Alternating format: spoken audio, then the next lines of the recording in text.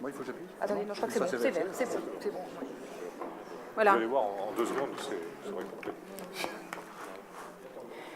Mesdames et messieurs, il est 14h30. Nous allons démarrer ce conseil municipal.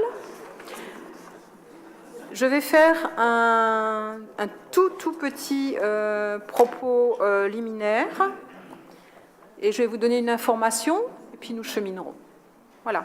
Donc, mes chers collègues, avant d'entamer l'ordre du jour de ce conseil municipal, j'ai le plaisir d'accueillir à mes côtés Jean-Luc Imbert, notre nouveau directeur général des services. Il nous a rejoints le 12 mars dernier et j'ai bien entendu eu l'occasion de lui souhaiter la bienvenue dans notre collectivité au nom de l'ensemble des membres de cette honorable assemblée. Je lui propose de prendre la parole quelques minutes pour une rapide présentation. Vous appuyez sur le micro. Là, voilà. C'est bon. Merci, Madame le maire, pour vos propos de bienvenue et je souhaitais publiquement vous remercier pour la qualité de votre accueil et y associer également Monsieur Rotner et également remercier les élus que j'ai déjà eu l'occasion de rencontrer.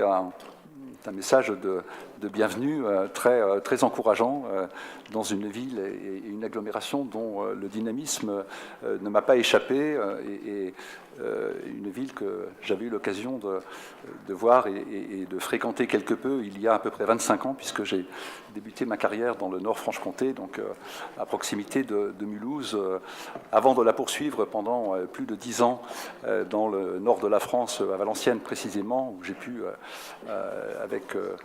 sous l'autorité de Jean-Louis Borloo, m'intéresser aux questions de développement, de renouvellement urbain et de restructuration économique, notamment de friches industrielles, ce qui, vous l'aurez compris, me rapproche aisément d'un certain nombre d'ambitions et de projets présents sur le territoire mulhousien. Et je viens depuis effectivement quelques jours de Saint-Étienne, où je me suis principalement occupé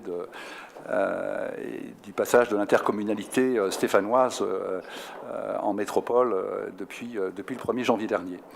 Voilà, et j'ai donc grand plaisir à vous rejoindre et à m'investir à vos côtés, sachant que j'ai initialement une formation en gestion publique et en aménagement du territoire, et j'ai fait mes études supérieures, notamment à Strasbourg et à Paris.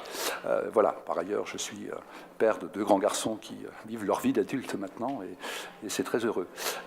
Merci à vous pour votre accueil, et je vous demande également toute votre indulgence pour mes compétences limitées en matière de régisson, mais je vous promets que je vais faire des efforts. Ça va aller, j'en suis sûre. Je vous remercie, Monsieur Imbert, et je me réjouis bien sûr de cette collaboration que nous avons déjà bien entamée et pour mener effectivement à bien toutes nos politiques publiques. Et je ne doute pas que vos compétences en ingénieur son vont être rapidement développées. Voilà. Avant de poursuivre, j'aimerais vous apporter une information que nous avons eue ce matin. Demain, nous aurons la visite du Premier ministre, accompagné de 3 autres ministres, messieurs Mézard et de Normandie et madame Pénicaud à Mulhouse. Le Premier ministre, accompagné de ses collègues, viendra dans le cadre des actions qui sont menées par l'État, à la fois dans le cadre de la politique de la ville, mais aussi du renouvellement urbain. Alors à ce jour, on n'est pas encore en capacité de vous donner ni le timing, ni l'itinéraire exact. On sait qu'il y a une demande de visite du quartier des Coteaux, avec derrière la visite du centre de formation des apprentis de la Mer Rouge. Mais comme dit, à ce stade-là, je ne peux pas vous donner plus d'informations puisque ça date de quelques heures. Voilà, je tenais quand même à porter cette information à votre connaissance. Voilà, je propose que nous débutions ce conseil municipal. Je propose que nous nommions secrétaire de séance Monsieur Imbert, s'il en est d'accord. Voilà. Et je propose qu'il fasse l'appel. À vous. Merci. Madame Vanessa Aubert, procuration, Monsieur Beyaz. Monsieur Beyaz. Monsieur Ayoub Bila. Procuration à Monsieur Couchot. Madame Martine Binder.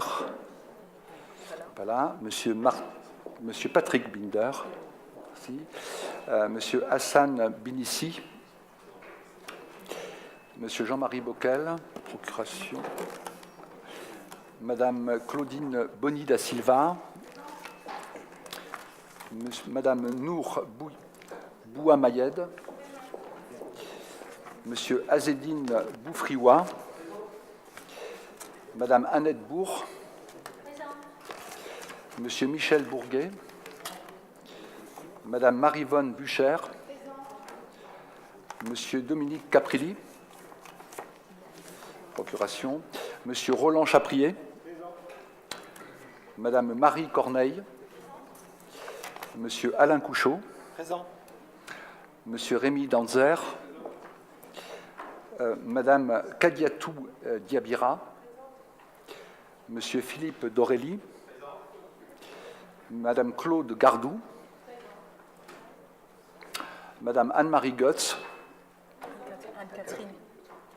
Anne-Catherine, pardon. Madame Sylvie Griset. Madame Nassira Guéama. Madame Fatima Gênes. Oui. Madame Karine Lutringer. Madame Michèle Lutz. Présente. Monsieur Philippe Métro. Madame Sarah Barguet. Procuration à Monsieur Samuel Weiss. Monsieur Henri Metzger. Madame Lara Millon. Madame Nathalie Motte. Monsieur Thierry Nicolas. Monsieur Patrick Puleda. Monsieur Paul Quin. Monsieur Denis Rambaud. Madame Catherine Rapp. Madame Chantal Risser. Monsieur Jean Rotner. Monsieur Michel Samuel Weiss. Madame Malika Schmidlin-Benbarek. Madame Cléo Schweitzer. Madame Jamila Sonzogni. Madame Cécile Sornin. Monsieur Thierry Sauter. Monsieur Christophe Steger. Procuration, Madame Boufrioua. Monsieur Bernard Stoessel. D'accord. Monsieur Paul-André Striffler. Madame Michel Striffler. Madame Emmanuelle Suarez. Monsieur Darek Suster. Monsieur Philippe Trimaille. Monsieur Jean-Pierre Walter. Madame Sadia Zagaoui. Monsieur Patrice Zurcher. Le quorum est atteint. Oui, Voilà, le manifestement. quorum est atteint. Merci, Monsieur Humbert. Et donc, cette Assemblée peut délibérer. Nous allons démarrer tout de suite l'ordre du jour avec, si vous le permettez, 2 délibérations qu'on va présenter conjointement et ensemble. Il s'agit du projet Mulhouse Diagonale, le principe d'aménagement et le phasage prévisionnel, et également toujours Mulhouse Diagonale avec l'aménagement secteur terrasse du musée. Donc, il y aura une présentation à la fois par Jean Rotner et par Catherine Rapp, et je donne la parole à Jean Rotner. Merci. Jean Rotner, il ne faut pas l'oublier. Voilà. Parfait. Merci, Madame le maire, de me donner l'occasion d'introduire ces 2 délibérations. Vous le savez, mesdames et messieurs, chers collègues, Mulhouse est un cœur d'agglomération puissant qui poursuit son développement à partir de grands projets de renouvellement urbain, de grands projets de ville également. On peut parler d'une forme de régénération absolument indispensable. Mulhouse Grand Centre, engagé il y a quelques années, a d'ores et déjà modifié l'image de la ville à l'échelle de l'agglomération, mais également dans le chapelet des villes françaises. Cette opération a été plus que souvent d'ailleurs citée en exemple. Aujourd'hui, les quartiers Gare et Fonderie, en continuité du centre historique, visent à accueillir des fonctions de développement économique, d'emploi, de recherche, de services, pour constituer un socle d'innovation et de compétitivité du territoire. connaissez naturellement les opérations sur la ZAC-Gare, les opérations sur DMC et les opérations sur la fonderie emblématique à travers le bâtiment totem de la French Tech KM0 dont les travaux sont en cours. Madame le maire, vous venez d'ailleurs inaugurer là aussi le rétablissement d'une belle friche avec à la fois un restaurant et du logement qui est, je crois, tout à fait exemplaire. Sur l'ensemble de ces sites, de nouveaux emplois dédiés au domaine du numérique et des nouvelles technologies devraient s'opérer.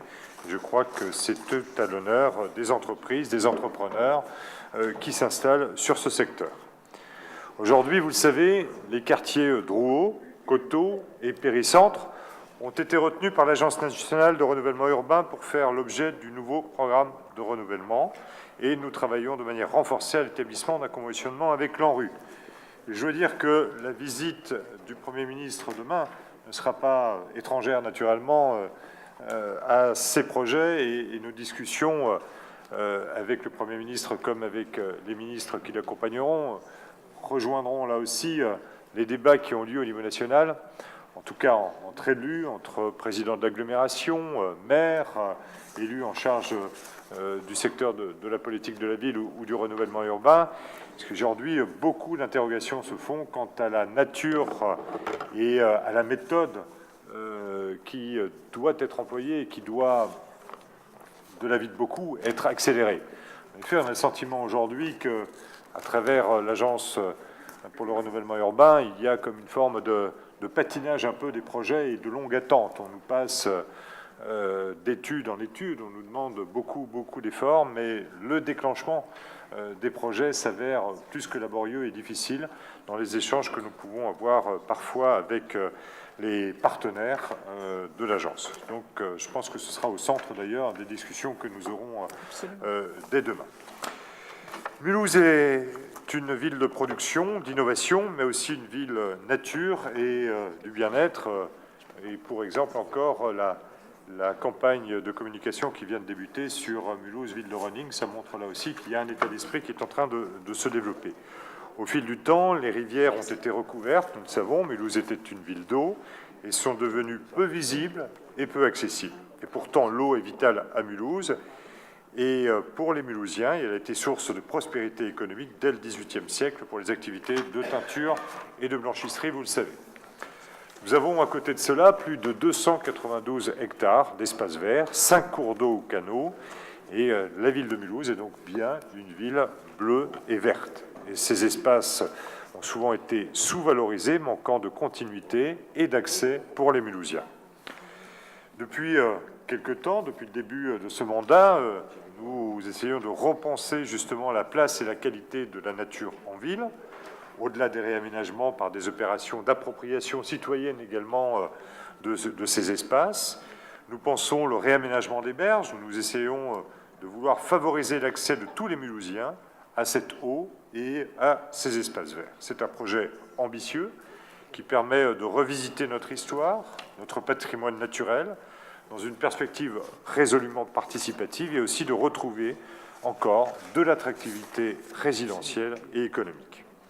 Vous le savez, en 2015, nous avons élaboré un schéma directeur des infrastructures douces et naturelles, avec la volonté de retrouver un réseau lisible, conjuguant la qualité de vie paysagère, les déplacements doux et actifs, à pied ou à vélo, et nous devons encore faire des efforts dans ce domaine, nous le savons. Nous avons également intégré à cette infrastructure douce et naturelle la volonté de développer la biodiversité en ville et la gestion du risque des inondations. L'Isle, la Dolaire, le canal du Rhône-Rhin, le canal de décharge, le canal de jonction, le nouveau bassin, avec les différentes ramifications possibles, la fonderie, DMC au coteau, permettent de constituer une véritable colonne vertébrale, verte et bleue, et ainsi de connecter la majorité des quartiers mulhousiens, et notamment ceux pour lesquels les espaces de nature et de rencontre ont besoin d'être renforcés, et tout particulièrement d'ailleurs les quartiers prioritaires. La connexion en amont et en aval sur les communes périphériques de Brunstadt-Diedenheim, Ilzach et Riedisheim est un véritable atout de mobilité et d'attractivité sur l'agglomération mulhousienne. et à défaut d'être un projet d'agglomération, une compétence d'agglomération, c'est, je crois, Madame le maire, un beau projet, en tout cas intercommunal, qui peut être intégré, là aussi, dans une stratégie d'attractivité pour notre agglomération. Nous travaillons sur un temps long, dans un réel esprit d'écoute, d'ouverture et d'expérimentation. Il ne s'agit pas de faire pour faire, il ne s'agit pas de faire vite, il s'agit de faire avec, il s'agit de faire ensemble, il s'agit de faire progressivement, de telle manière à ce que les Mulhousiens, les riverains et les non-riverains puissent véritablement s'approprier ces secteurs. Et c'est une occasion exceptionnelle de favoriser l'implication tant des habitants que des acteurs privés, alors que, je regarde Cécile Sornin, je ne sais plus de quel côté elle est là, nous avons aujourd'hui une belle démarche citoyenne en cours. Et c'est finalement cette ambition qui va vous être présentée plus en avant aujourd'hui par Catherine Rapp et Cécile Sornin également, qui, je crois, s'ouvrira à vous sur la présentation du budget participatif. Je vous remercie. Merci, Monsieur le Premier adjoint. Catherine Rapp.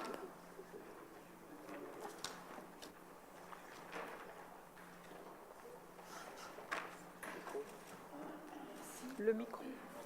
Voilà. Catherine Rapp, c'est parfait. Merci, Madame le maire.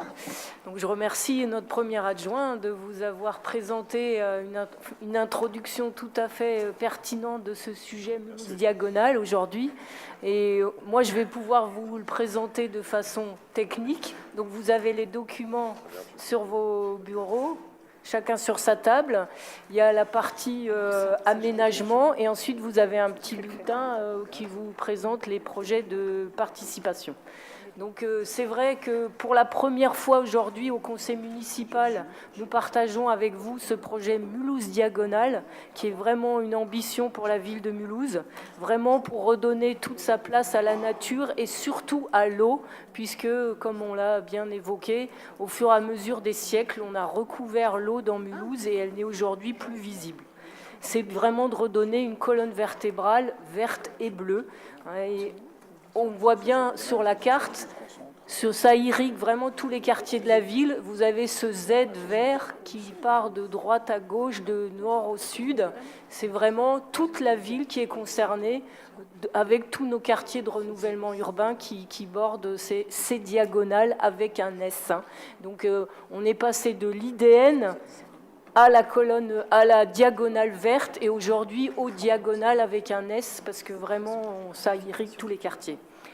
Alors les principes de ce projet, c'est vraiment, on l'a dit, redonner la place à la nature, à l'eau, refaire descendre les habitants sur les berges et renforcer les liens entre les quartiers avec des continuités douces et puis que les habitants soient vraiment acteurs de ces nouveaux espaces et ce sera le côté participatif.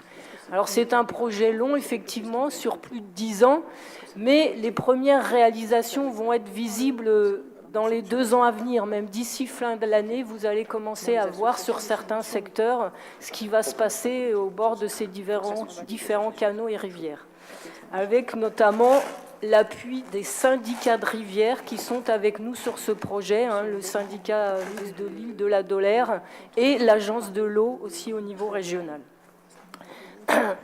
Alors, les aménagements, ils se font sur 7 secteurs. Vous pouvez suivre sur vos papiers. Donc, il y a quand même 3 axes. Il y a donc l'île et son canal qui est prolongé par la Dolère. Il y a le canal du Rhône au Rhin. Il y a le Stein-Bechlein. Ça nous fait 7 secteurs en tout qui sont découpés en fonction des ambiances.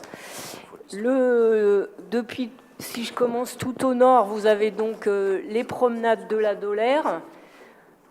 Vous avez ensuite le nouveau bassin, le canal de jonction, la promenade des Halles, le canal du Rhône au Rhin, le quai d'Isly, les terrasses du musée, le Stein-Bechlein et pour finir le parc des berges de la Dolère, presque à la plaine sportive. Alors, le phasage envisagé sur tous ces secteurs pour 2018.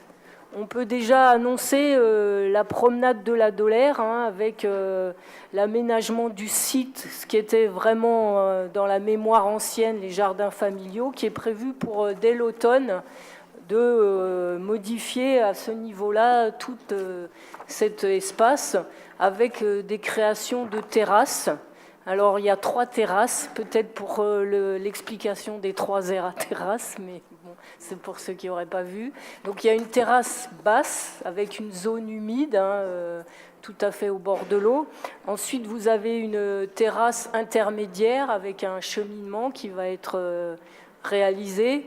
Et ensuite, la terrasse haute qui sera vraiment faite pour arrêter le bruit par rapport à l'autoroute. Vraiment un réaménagement de tout cet aménagement. Ensuite, vous avez le Steinbechlein, sur le quartier DMC, quartier en plein renouveau aussi, vous le suivez dans l'actualité, avec la réouverture donc, de cette petite rivière dans tout le site des anciennes usines. On a à cœur de le faire réapparaître l'eau. Donc il va y avoir un reméandrage qui va arriver même jusqu'à M2A, le patrimoine M2A Habitat à l'extrême, et sur le site DMC en lui-même encore en activité avec une ouverture d'une zone humide à ce niveau-là. Bon, après, c'est encore en réflexion, et là, on est vraiment accompagné par le syndicat mixte sur ce secteur. Ensuite, voilà, là, on passe sur le secteur des terrasses du musée. Là, on est sur le site Pupa, qu'on vient de longer en arrivant le Parc Expo pour ceux qui viennent du centre-ville. Et ça, vous l'avez déjà vu en passant. On a certains bâtiments qui ont commencé à être démolis. Donc ça va être pour tout de suite, rapidement, sur ce secteur, la suppression des bâtiments, sauf celui de la rotonde qui va être conservé. Donc le bâtiment un peu historique va être réhabilité, mais tout le reste va être démoli. Et dans la partie basse, avec le syndicat mixte, on va aménager une pente douce avec une plage de galets. Et ça, c'est prévu pour 2019, avec encore une fois l'appui du syndicat de Lille et de la Dolère. Et une dernière intervention sur ce secteur, c'est la création d'un accès au niveau du pont de Strasbourg. Et enfin, un aménagement d'un cheminement sur la partie basse pour pouvoir marcher depuis la dalle du marché jusqu'à l'ex-site Pupa. On pourra se promener le long de cette rivière. Alors, ensuite, on passe au niveau du parc des Berges de Lille, avec un aménagement voilà, alors, il y a trois aménagements qui sont prévus. Mais là, c'est plus loin dans le calendrier, parce que ce ne sera pas avant 2020. C'est une grande aire de jeu qui est plébiscitée par les habitants. L'aménagement d'une passerelle qui va être installée et des escaliers pour réaccéder aux berges.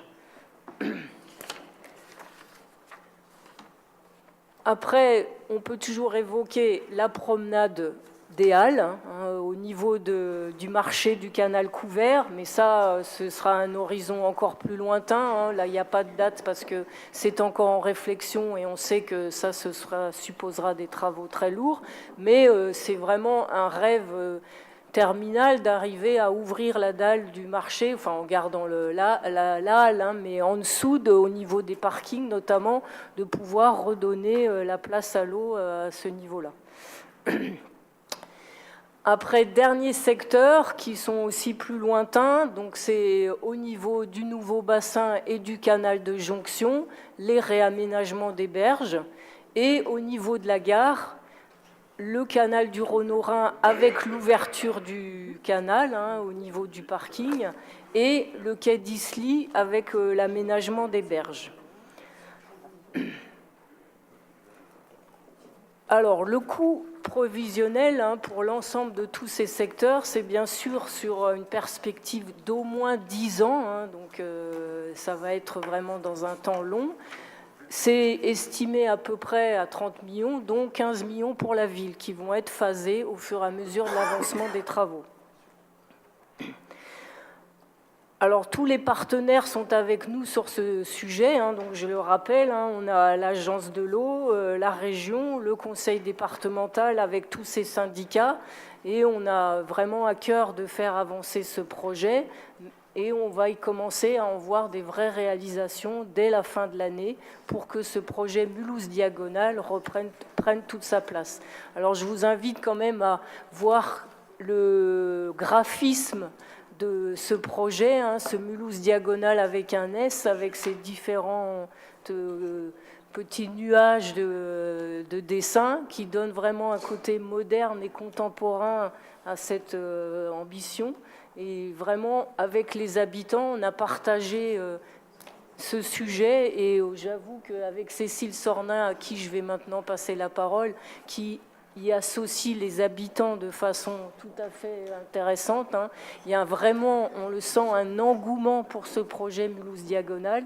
Et Cécile va vous détailler la façon dont on a impliqué les habitants pour qu'ils nous fassent des propositions, pour qu'avec de petites choses, dès les mois qui viennent, vous allez pouvoir déjà voter pour choisir et nous accompagner sur ce projet Mulhouse Diagonale. Cécile, à toi. Merci Catherine. Merci Madame le maire, merci Catherine.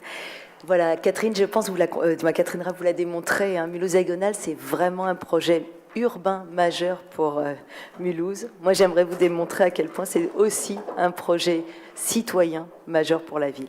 Et cela pour deux raisons essentielles. D'abord parce que redonner sa place à la nature, valoriser la présence de l'eau, Jean Rotner et Catherine Rapp l'ont dit, ce sont des ambitions qui séduisent le plus grand nombre et suscitent une vraie envie de participer. Avec une ligne d'horizon, c'est peut-être que l'idée d'un jour, on puisse remettre les pieds dans l'eau à Mulhouse, puisque Mulhouse Diagonale, en fait, permet de retrouver peut-être son âme d'enfant. La deuxième raison, qui pourrait être un handicap et qui doit être considérée comme une chance, c'est que Mulhouse Diagonale, c'est un projet long. On a parlé de 10 ans. Mais donc, ça veut dire que 10 ans, ça permet d'ouvrir la réflexion à tous les acteurs, de co-construire partout où c'est possible, d'innover en termes de participation. Et c'est ce qu'on a fait depuis le début. On a commencé par faire des balades urbaines en novembre 2016, janvier 2017, avril 2017. 3 secteurs, 3 météos, toujours une trentaine de participants et une bonne humeur partagée avec plein d'idées qui foisonnaient. On a fait également un rendez-vous citoyen il y a à peu près 1 an sur patrimoine et nature en ville. Là aussi, une quarantaine de personnes et toujours la même envie de faire. Et là, depuis l'été 2017, innovation majeure à Mulhouse à l'occasion de ce projet, le lancement de notre budget participatif. Alors sur ce point, on a un petit film à vous projeter pour vous donner tous les éléments de compréhension du budget et après je reprendrai la parole. Ernest a entendu parler du budget participatif. 300 000 € mis à disposition par la ville pour financer des projets d'habitants afin d'aménager les bords de l'eau dans le cadre de Mulhouse Diagonale. Il se promène souvent sur les berges de l'île et se dit que ce serait bien d'avoir des tables de pique-nique et des jeux pour les enfants.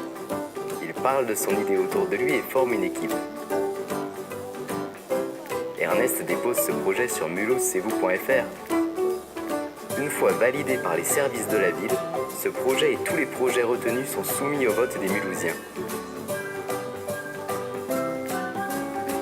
Le projet d'Ernest et de son équipe a été plébiscité par les habitants. Ernest est fier, ce projet voit le jour.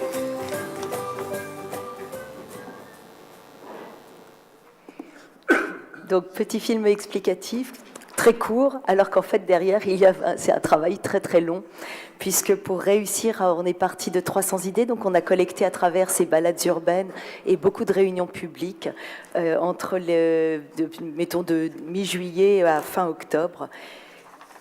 À partir sur les secteurs... C'est bon, Adeline ? Voilà. La consigne, c'était de travailler sur les secteurs à enjeu pour que toute la ville soit... Du moins, Catherine Rapp a insisté sur ce point. L'idée, c'est que ça couvre toute la ville. Donc là, c'est pareil, on avait 4 secteurs à enjeu au niveau de la promenade de la Dolère, canal de jonction, le parc des berges de Lille et les terrasses du musée, et un 5e qui en fait concerne des projets qui peuvent être partout dans la ville, donc on a appelé multidiagonale. À ce moment-là, de ces 300 idées, on a obtenu 89 projets déposés. Les études de faisabilité sont maintenant derrière nous. Il y a eu beaucoup de réunions publiques pour aussi fusionner des projets, parce qu'il y avait des projets qui se ressemblaient. Donc on a proposé aux habitants ou aux acteurs qui étaient intéressés de se regrouper et de réfléchir à un projet collectif qui sortait de leurs projets individuels, plus ou moins individuels. Et donc, en synthèse, vous avez là les grands chiffres, 300 idées, 89 projets, 27 projets seront soumis au vote, donc entre le 11 et le 21 avril, pour une somme de 300 000 €. Alors, je vous propose de feuilleter et de garder le petit livret de vote qui est sur votre table. Donc, vous y retrouverez le mode d'emploi. Sur le vote, on a souhaité vraiment un vote sur la plateforme Mulhouse C'est vous, mais aussi un vote en présentiel.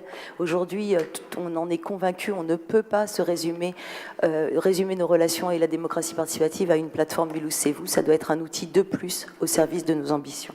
Donc, un début du petit livret, plutôt un mode d'emploi, les lieux justement où le vote peut se faire en présentiel, et enfin les projets. Très beau, beaucoup de projets par la qualité, vraiment, je pense que vous serez également impressionnés.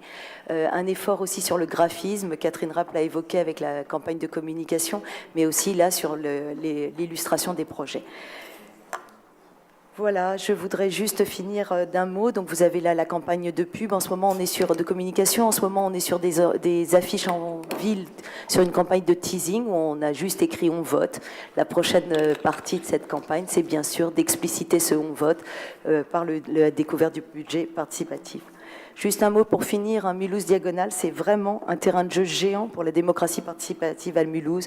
Et voilà, retenir qu'aujourd'hui, l'élément majeur pour l'année 2018, ce sera le budget participatif. Merci. Merci Cécile. J'en profite pour remercier bien sûr l'ensemble de mes collègues qui participent à ce projet, également les services. Vous avez noté qu'il y a beaucoup de services qui ont participé à ce premier jet, je dirais, en termes d'élaboration de Mulhouse Diagonale. Je tiens sincèrement à les remercier. N'oublions pas les habitants qui ont une place majeure aussi dans ce projet et qui ont été très nombreux. Et je pense pouvoir dire, et je parle sous contrôle de Cécile surtout, je pense que les habitants prennent vraiment plaisir à participer à l'élaboration de Mulhouse Diagonale. Est-ce qu'il y a des questions concernant la présentation? Oui, Michel?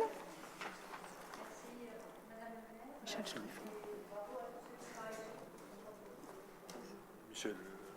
Oui, on est en train de... Non, à côté. Là. Ah, voilà.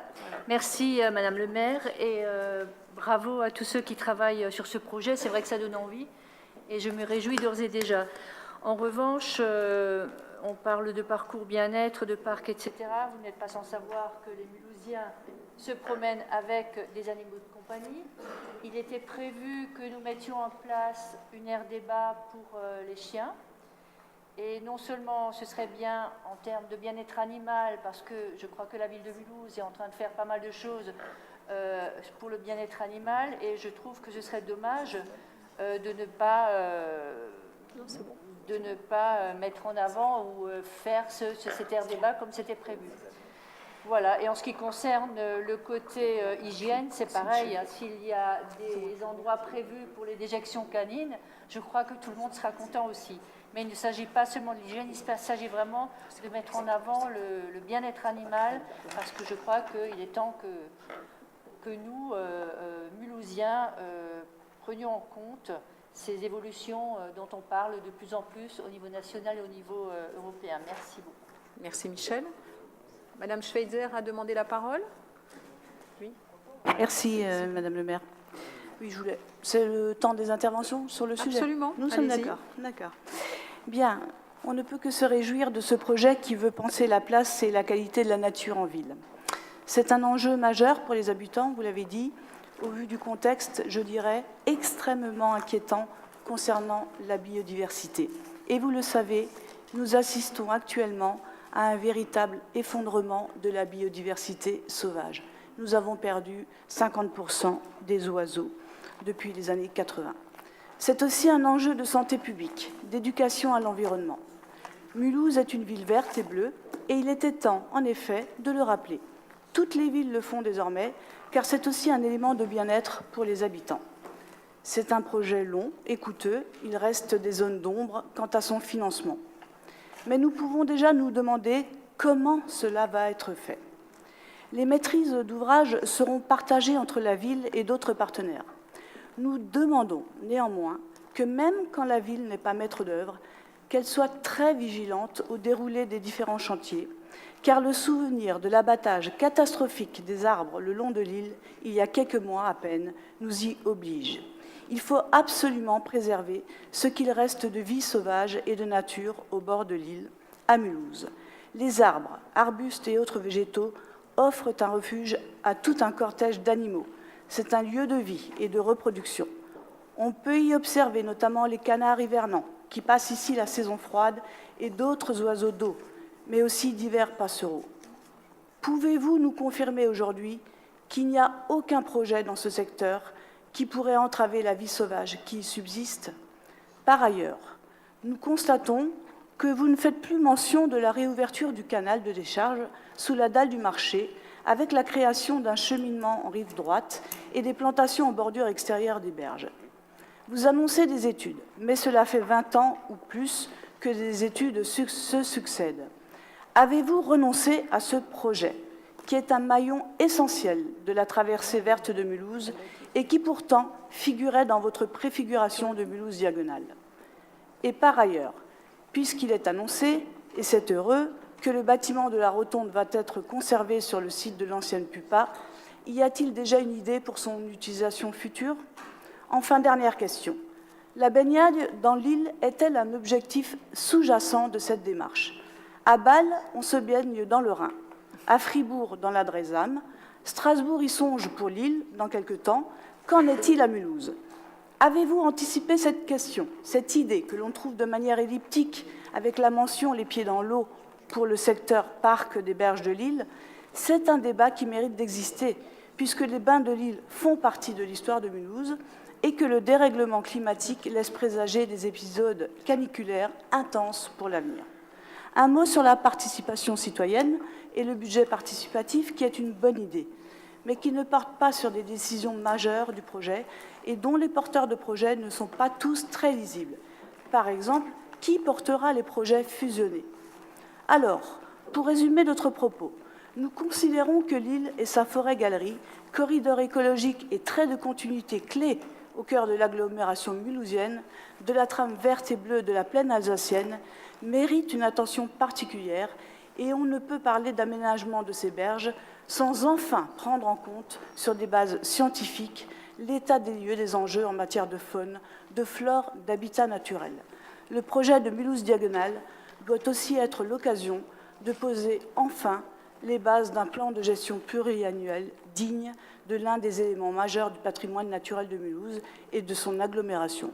Nous avons obtenu en 2008 le label de ville d'art et d'histoire dans lequel le patrimoine naturel doit être valorisé.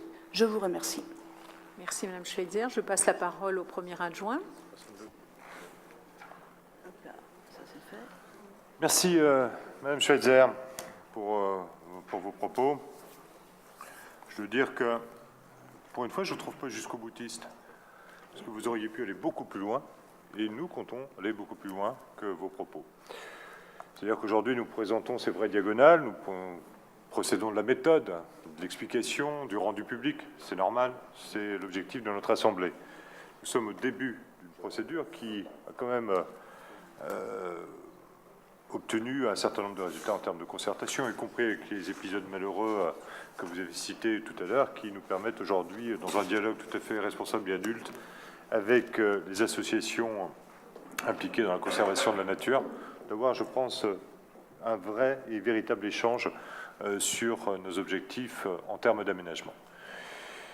J'aurais pu le dire, je ne l'ai pas dit, mais au-delà des aménagements verts et bleus, nous réfléchissons également aux circulations, à la place de la voiture, aux liens entre les différents corridors qui là sont majeurs parce qu'ils se dessinent naturellement, mais on aurait pu parler, et on le voit très bien, il y a des liaisons vertes qui peuvent apparaître petit à petit dans nos choix urbains entre le canal de décharge et le secteur DMC. Il y a des continuités vertes à l'intérieur, des corridors verts à l'intérieur même de nos quartiers qui doivent être créés, qui ne peuvent pas être créés, qui doivent être créés pour nous.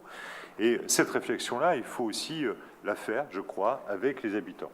Nous avons débuté par des petites choses. Regardez les petites plantations qui peuvent être faites devant chez soi et qu'anime Maryvonne Buchert. Il y a aujourd'hui toute une démarche de jardin participatif qui sont là. Il y a, je regarde Lara, en matière d'éco-citoyenneté, une vraie démarche qui responsabilise aussi les habitants de nos quartiers. Tout cela fait partie d'un paquet commun. Il n'y a pas simplement cet aménagement. Il y a aujourd'hui une présentation, c'est vrai, peut-être factuelle. Mais nous poursuivrons, et je pense que le maire ne me contredira pas, cette volonté d'aller vers les circulations douces et vers la politique vélo, vers des aménagements encore mieux construits que ce que nous avons fait jusqu'à présent. C'est somme toute quelque chose de responsable. Nous devons travailler aussi sur les berges du canal Rhône-Rhin, de part et d'autre de la gare. Il y a encore de vraies perspectives d'aménagement, je dirais à moindre coût. Quand on vous présente tout à l'heure une dia sur laquelle il y a notifié clairement que ces aménagements s'inscriront dans le temps, dans la continuité, dans une réflexion progressive, ça veut dire que tout n'est pas encore abouti. Ça répond un peu à l'interpellation de Michel Striffler. Bien sûr que là aussi, le respect des animaux et la cause animale sera incluse dans nos réflexions d'aménagement. C'est quelque chose de normal. Nous sommes tout au début, finalement, d'une démarche. Nous avons posé les bases parce que ça permet de fixer un peu la route, le cadre dans lequel nous nous inscrirons. Mais cette démarche doit véritablement être alimentée par la concertation avec les habitants, avec les professionnels, avec nos partenaires qui ont été cités. Je crois que c'est important. Le fait qu'aujourd'hui, le syndicat mixte de Lille veuille s'investir autant à nos côtés, c'est qu'il y a un intérêt aussi manifeste. Et ça répond d'ailleurs à la réflexion que nous avons sur la dalle du marché, qui n'est pas aboutie aujourd'hui parce que techniquement pas encore entièrement appréhendée. Nous n'en avons pas fait un présupposé, un préalable. Nous l'avons à un moment donné posé. Il y aura aussi des questions économiques en lien avec l'activité commerciale qui s'y déroule de manière régulière. Il y aura un lien d'aménagement avec l'avenir d'Aristide Briand et le travail que nous faisons en termes de renouvellement urbain et de politique de la ville. Tout cela compte. Il n'y a pas une politique sectorielle qui s'additionne à une autre politique sectorielle. Il y a juste une cohérence de l'ensemble de nos actions publiques qui s'opèrent sur l'ensemble de ces quartiers. L'objectif également, peut-être à l'image du tram à certains moments, qui a permis de relier les quartiers politiques de la ville, d'ailleurs les uns avec les autres, et qui a permis un véritable coup de pouce urbain et très positif pour la ville, eh bien, c'est une forme de continuité dans les transports, dans la manière de vivre, qui s'adressera aussi aux quartiers prioritaires. Et je crois que la qualité, en tout cas, de nos aménagements dépendra aussi de l'ambition que nous porterons à un moment donné, de manière commune, sur l'ensemble de ces projets. Merci Jean. D'autres questions, des réactions? Je voudrais juste ajouter par rapport aux propos de Mme Schweitzer. À un moment donné, vous avez parlé du bâtiment de la Rotonde.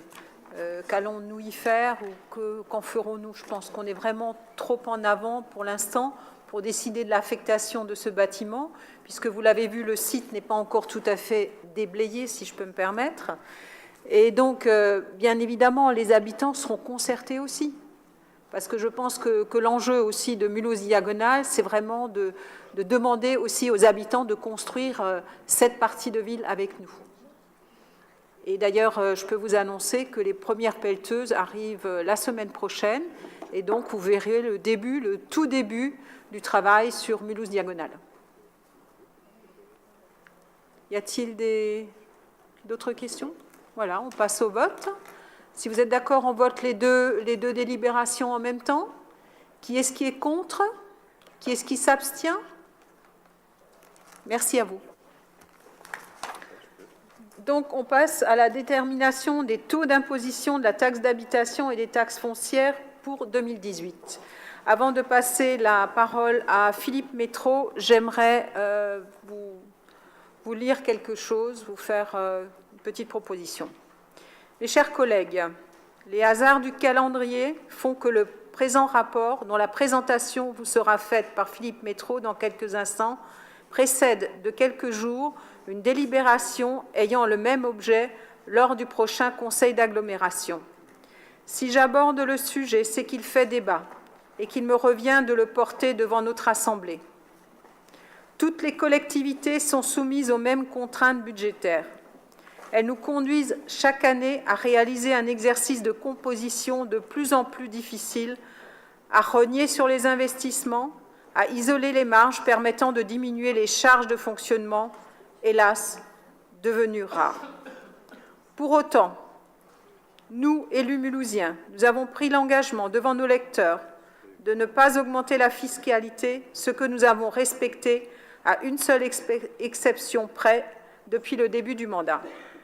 Cet engagement qui nous oblige, nous le tenons au prix d'efforts de gestion rigoureuse et d'arbitrage douloureux que nous avons dû réaliser à Mulhouse pour éviter une impasse budgétaire de plus de 800 000 €, ce qui aurait représenté 2 points de fiscalité. Le dernier rapport de la Cour régionale des comptes, qui sera soumis à cette Assemblée lors de la prochaine séance, viendra corroborer cela. Tous les maires souhaitent augmenter leur capacité d'autofinancement.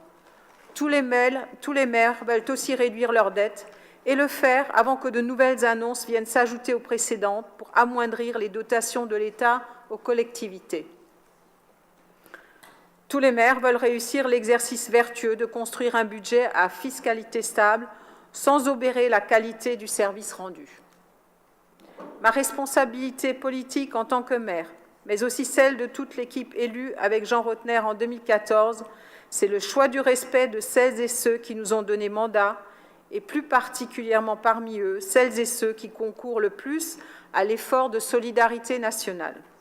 Il ne me paraît ni souhaitable, ni opportun de dissocier les politiques fiscales des communes de celles de l'intercommunalité. D'abord parce que cette dichotomie pourrait laisser penser que les contraires s'appliquent différemment selon que l'on gère une commune ou une communauté d'agglomération. Ensuite, je le redis, cette dissociation pénalise fortement les communes qui font l'effort de la stabilité fiscale, dont les élus sont également communautaires. Les contribuables le savent. Comment leur expliquer qu'au sein de leur conseil municipal, ils votent la stabilité des taux alors qu'ils votent une augmentation significative en conseil d'agglomération? Nos contributeurs directs savent lire et comprendre une notification d'impôt. Et comme toujours, quand ils rencontrent des difficultés, nos lecteurs se tournent inexorablement vers le maire. D'aucuns évoquent que la suppression progressive de la taxe d'habitation, voulue par le gouvernement, pourrait masquer ou atténuer cette augmentation. Cet argument ne me convainc guère. D'abord parce que cette décision n'est pas de notre fait, ensuite parce qu'elle ne concernera pas l'ensemble des contribuables et en l'occurrence, même pas une majorité des Mulhousiens. Ce sera donc double peine pour celles et ceux qui resteront redevables de ces taxes. La force d'une agglomération, c'est à travers sa capacité à produire du développement économique qu'elle l'apprécie. C'est d'ailleurs en ce sens que M2A ne ménage pas ses efforts pour parvenir à construire une politique attractive pour notre territoire. Il nous manque entre 1 800 et 2 200 CSP+ à Mulhouse pour accompagner ce développement. Je ne pense pas qu'une nouvelle hausse fiscale contribue à cette attractivité.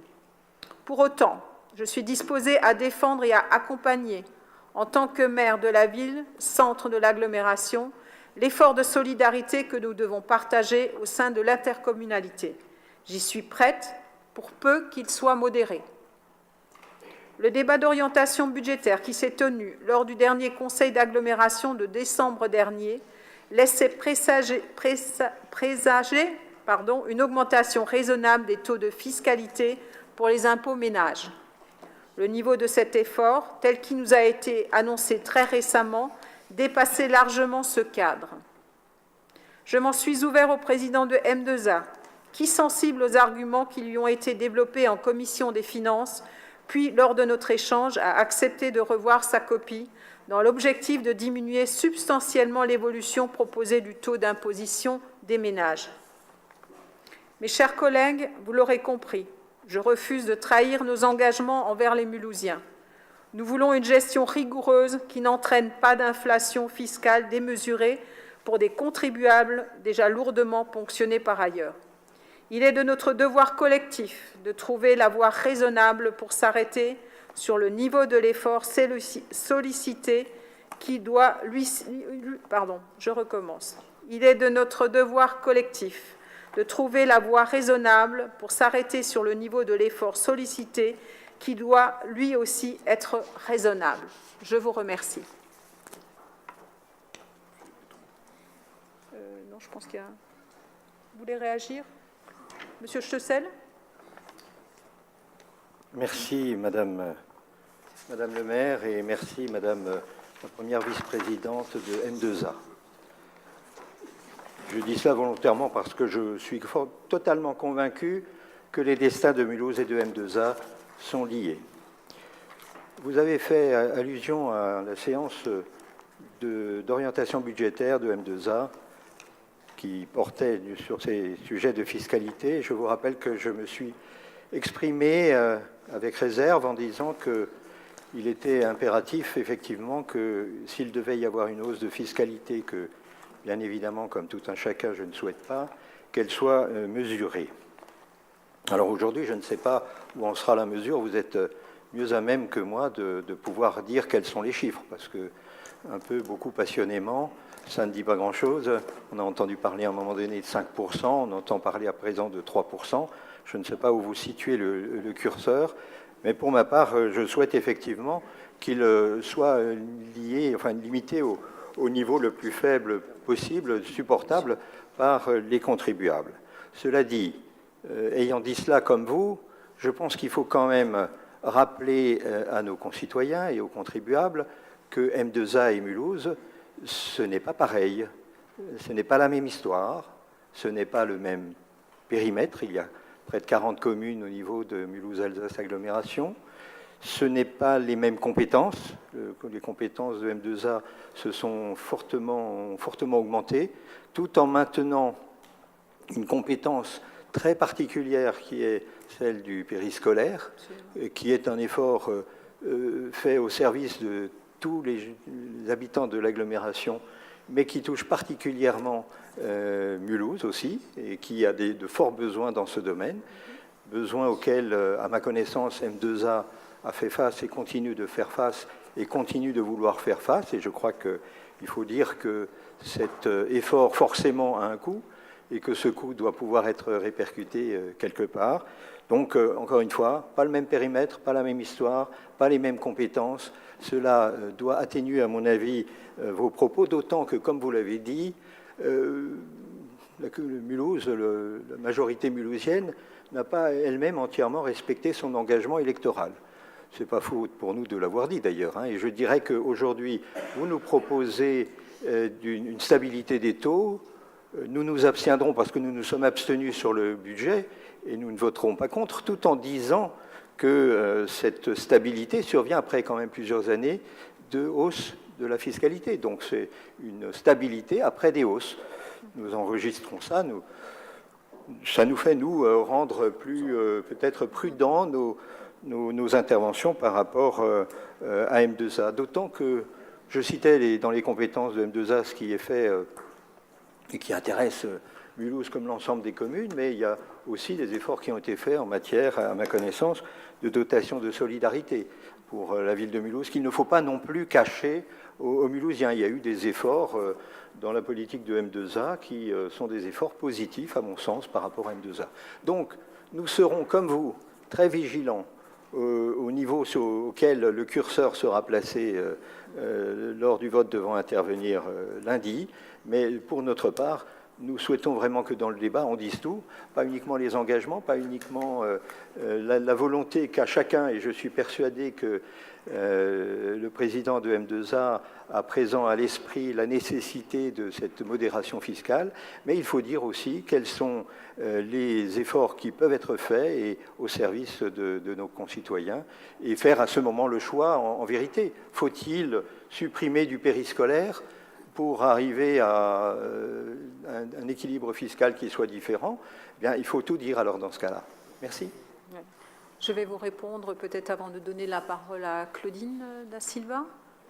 Vous voulez que je réponde à la fin? Oui, allez-y. Oui, Madame le maire, nous comptions évidemment vous interroger à ce sujet, puisque lundi en bureau, il a été question d'un 5%, le peut-être bien que oui, peut-être bien que non, pour finalement arriver à une proposition de 3% envisagée. Nous souhaiterions savoir quelle est pour vous l'augmentation raisonnable, premier point.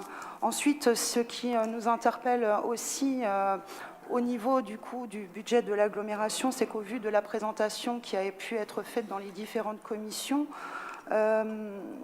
il semblerait tout de même que si cette augmentation de 5% qui avait été envisagée n'a pas lieu, l'équilibre budgétaire et le désendettement de l'agglo seraient fortement menés à mal. Donc se pose également le maintien des services au niveau de l'agglomération. Alors nous partageons effectivement ces craintes de cette double peine. Nous partageons également ce souci de maintenir un niveau de service qui commence à se rétablir et se réajuster par rapport à la ville-centre, ce qui a quand même longtemps pas été le cas. Hein. Nous avons quand même été lésés à ce sujet également. Concernant l'augmentation, enfin, la stabilité des taux sur la ville-centre, nous nous abstiendrons évidemment sur notre vote. J'anticipe pour ne pas reprendre la parole tout à l'heure. Et oui, nous attendons vraiment votre réponse sur ce que vous appelez une augmentation modérée. Alain Couchot souhaite intervenir. Monsieur Stessel, vous nous dites la ville et l'agglomération n'ont pas la même histoire et pas le même périmètre. Je constate non plus qu'elles n'ont pas le même environnement politique. Je n'ose imaginer quels auraient été vos commentaires si cet après-midi, au lieu de vous proposer une stabilité des taux de la ville-centre, nous vous avions proposé une augmentation de 1, 2, 3 ou 4%. Et je m'étonne d'une forme d'indulgence vis-à-vis dans un cas, on pourrait augmenter les impôts, dans le cas de la ville-centre, on ne pourrait pas augmenter les impôts. C'est la même feuille d'impôt. Et nos concitoyens la voient arriver en une seule fois et ne comprendraient pas que les représentants de la ville, que nous sommes d'un côté, puissent défendre une position à la ville et en défendre une autre à l'agglomération. Alors le contexte est certes différent, mais il importe d'avoir de la cohérence, et puis il importe aussi d'avoir de la visibilité. Le maire s'est exprimé sur la politique fiscale et sur la stabilité qui est annoncée. Cette visibilité, pour l'instant, nous fait défaut sur l'agglomération, puisque l'année dernière, c'était 2%, en espérant pouvoir faire mieux. Cette année, les taux vont être fixés. Ce que nous avons besoin pour pouvoir accompagner une politique fiscale, c'est d'une visibilité sur l'ensemble du pacte fiscal. Merci Alain. Je donne la parole à Jean Rotner. Oui, merci Madame le maire. Des efforts au service de nos concitoyens, c'était l'expression retenue par Bernard Stessel à l'instant. Oui, nous devons sans aucun doute faire des efforts, mieux expliquer, bien faire comprendre nos politiques publiques, c'est vrai. Nous devons aussi, Monsieur Stessel, porter une ambition, avoir une stratégie, avoir une vision. Et je suis de ceux qui pensent que d'une politique budgétaire, bien, c'est pas une politique budgétaire annuelle, mais c'est à l'échelle du mandat une forme de stratégie qui permet de soutenir là aussi des projets de mandat, des projets politiques, d'accompagner, de bien faire comprendre à nos concitoyens où nous voulons aller. C'est exactement la même chose, et vous avez raison, à la ville comme à l'agglomération. Et nous sommes liés les uns avec les autres en cela. Vous avez fait référence aux choix douloureux qui ont dû être les nôtres en début de mandat et qui d'ailleurs, vous le verrez dans quelques temps, sont salués par le contrôle récent de la Chambre régionale des comptes qui sera naturellement rendu public. Mais comme ancien maire et Michel Lutz a eu aussi accès naturellement au retour de la part de la Chambre, mais elle illustre que les décisions que nous avons prises étaient nécessaires, courageuses, indispensables et permettent aujourd'hui, justement, à l'échelle de Mulhouse, une stabilité des taux fiscaux.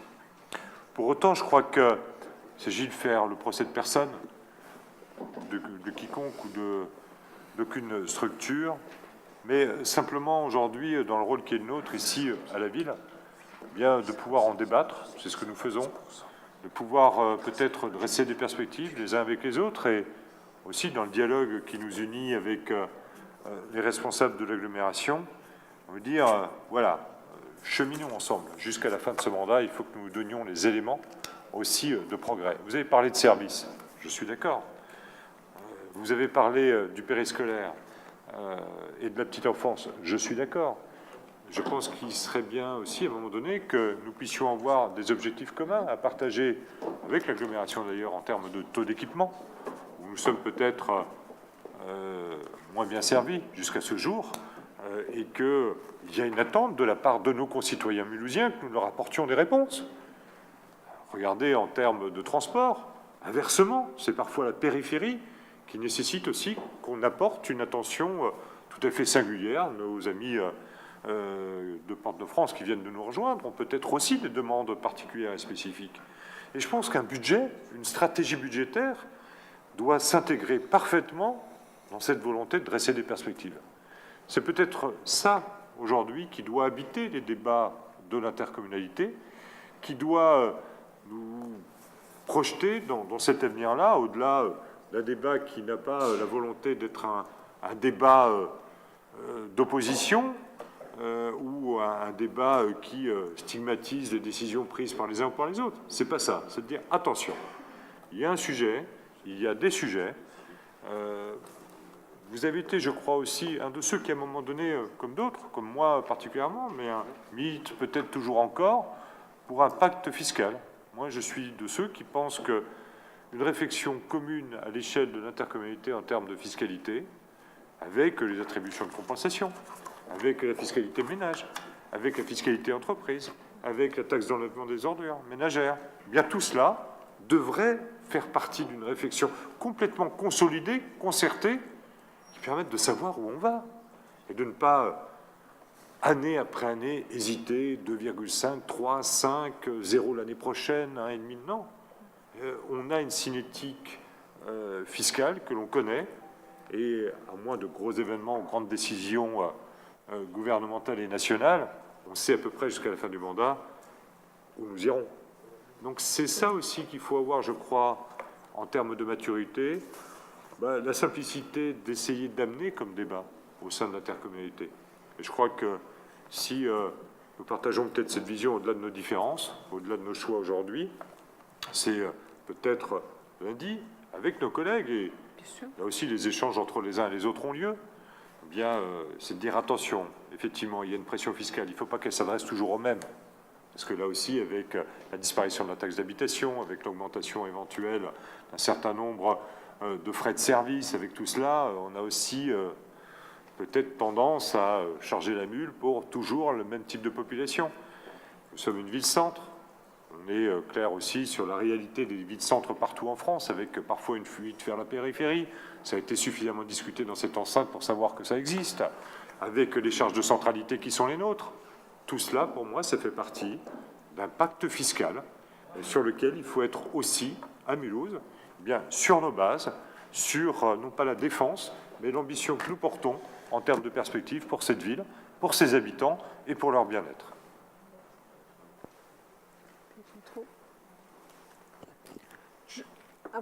Oui, Philippe Métro. Oui. Si tu as demandé la parole. C'est pour parler de la délibération. Non. J'aimerais juste ajouter, avant de donner la parole à Philippe Métro, il est évident, et je réponds un tout petit peu à M. Stessel et à Mme Bonilla Silva, il est évident que Mulhouse participera à l'effort fiscal. C'est évident, puisque, effectivement, vous l'avez dit très justement, nous avons des services qui sont à notre disposition, dont nous bénéficions. Alors, je vais juste être clair dans mes propos. Je n'ai pas dit que Mulhouse ne participera pas à l'effort fiscal. J'ai parlé dans mes propos d'efforts fiscaux raisonnables, en tout cas face aux moyens qu'ont nos ménages à Mulhouse, nos ménages mulhousiens. Voilà, ça, c'est mes propos. Et j'aimerais juste dire, et Jean Rotner l'a dit très justement, nous aurons un débat au Conseil d'agglomération. Je pense que ce n'est pas le lieu ici pour faire le débat des taux. Il aura lieu lundi pour les personnes qui siègent, bien sûr. Et je pense et je crois fortement aussi à cette concertation et à ces propositions que nous pourrons faire au Conseil d'agglomération. Vous souhaitez réagir, Monsieur Stessel? Oui. Si M. Métro me le permet, simplement, peut-être ça lui permettra encore d'être plus explicite dans sa réponse. Je voudrais remercier Monsieur le Premier adjoint d'avoir rappelé qu'il y a aussi la taxe d'enlèvement des ordures ménagères. Et sur ce point, à ma connaissance, la situation de Mulhouse va plutôt en s'améliorant. Absolument. Et il faut le mettre aussi, pas seulement en débat, mais aussi à la connaissance des citoyens. Quand ils se plaignent de l'augmentation des impôts, il faut aussi pouvoir dire qu'en matière d'enlèvement des ordures ménagères, ils auront une évolution favorable à Mulhouse, grâce aux mécanismes qui sont mis en place, n'est-ce pas, M. Métro, au niveau de M2A.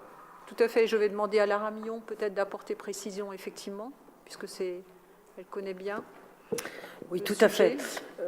Effectivement, plusieurs points. Alors, si la parole m'est donnée, le premier point, c'est que concernant la taxe d'enlèvement des ordures ménagères, vous savez qu'il va falloir qu'on l'harmonise et que pour cela, eh bien, nous avons 9 ans pour le faire. Et comme le taux de Mulhouse était un taux important, eh bien, le taux descendra et de façon quand même assez substantielle. Donc, c'est une vraie avancée pour Mulhouse et je pense qu'il est important aussi de le dire. Ensuite, en tant que vice-présidente de l'agglomération, mais aussi conseillère municipale déléguée de la ville de Mulhouse, je pense qu'aujourd'hui, je trouve que c'est intéressant d'avoir ce genre de discussion parce que c'est toujours très difficile de faire la politique. On a d'un côté les finances, savoir bien gérer une collectivité, que ce soit une ville ou une agglomération, et en même temps, bien entendu, eh bien, penser à la population, penser aux difficultés aujourd'hui qu'ont certaines populations. Je pense que les discussions que nous avons et que nous avons tout au long de l'année avec le président de l'agglomération sont intéressantes. Aujourd'hui, il faut trouver des marges de manœuvre à l'agglomération, mais je pense que Philippe en parlera. Mais il faut aussi qu'on respecte l'attente, bien sûr, de nos citoyens et qu'on ait une stratégie.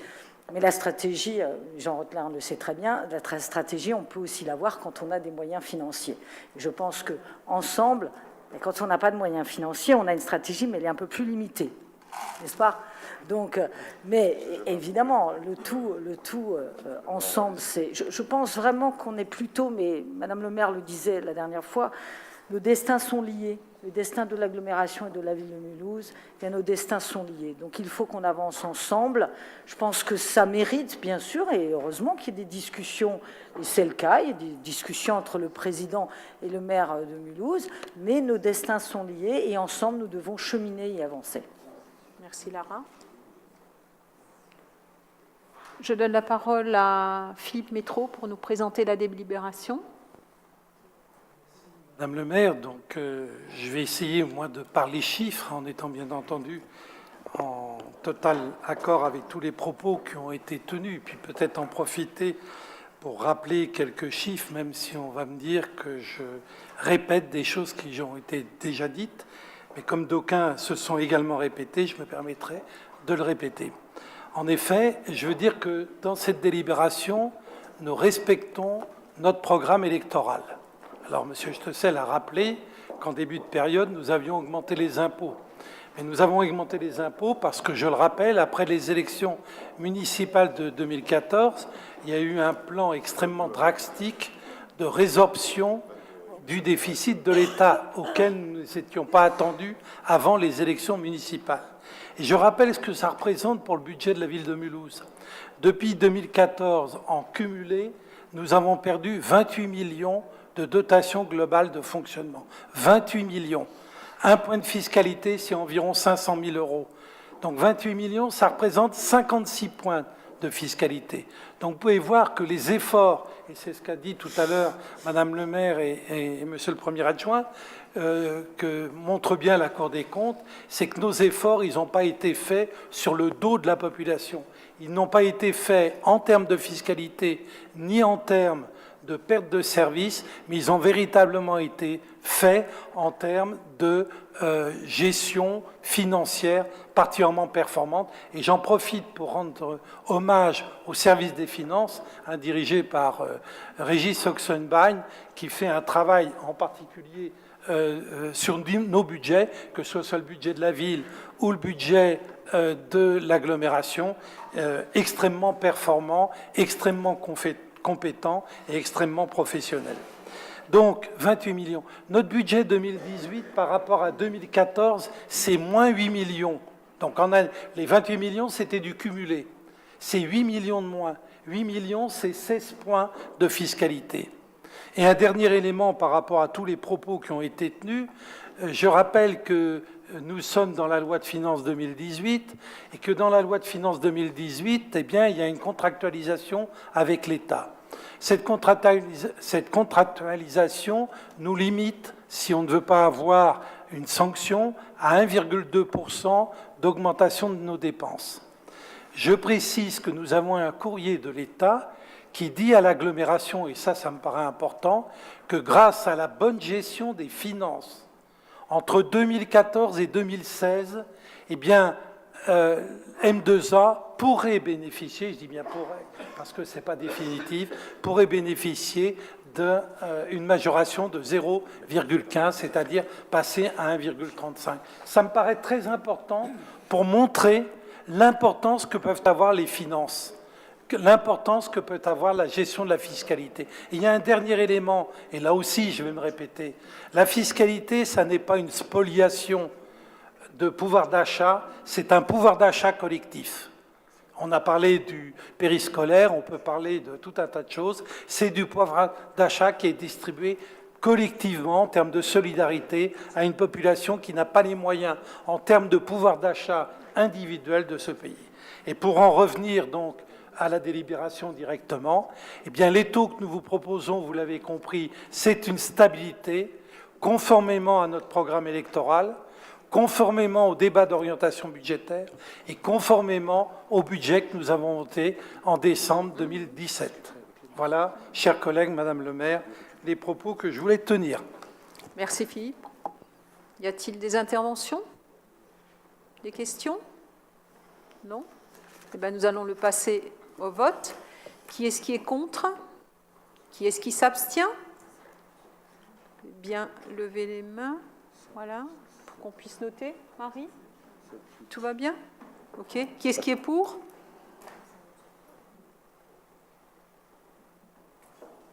Merci à vous. Voilà, nous allons passer à la prochaine délibération, qui est la tarification du stationnement sur voirie pour les professionnels médicaux et d'aide à la personne. Et je donne la parole à Philippe Trimaille. Oui, merci Madame le maire. Il s'agit en fait d'une délibération complémentaire à la tarification à destination des professionnels que nous avions déjà arrêtée.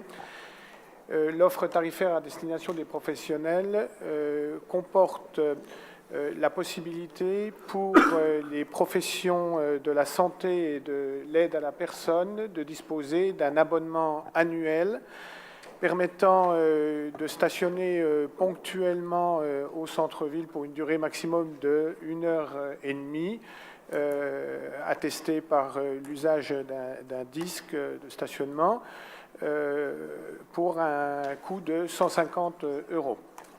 Il s'avère que cette offre ouvre l'opportunité pour certaines associations qui comportent de nombreux salariés de prendre en charge le coût du stationnement de leurs salariés dans l'exercice des interventions qu'ils font au centre-ville, alors que jusqu'à présent, c'était les salariés qui le finançaient.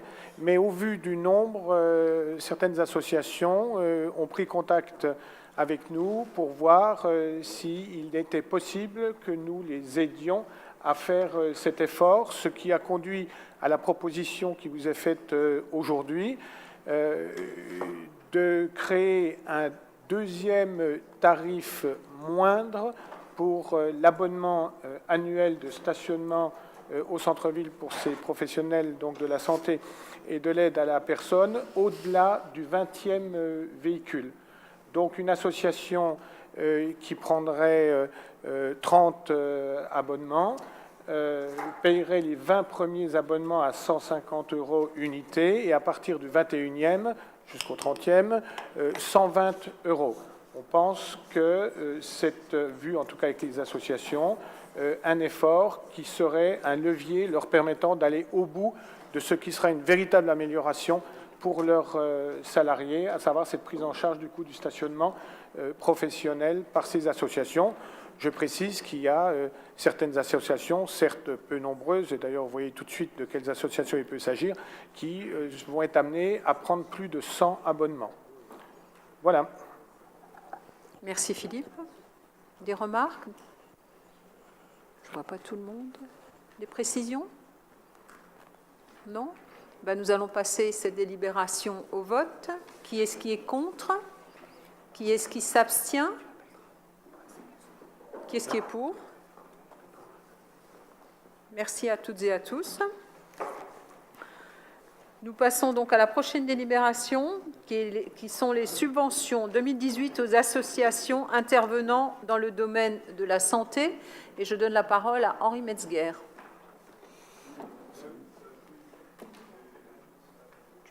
Attends, ça vient.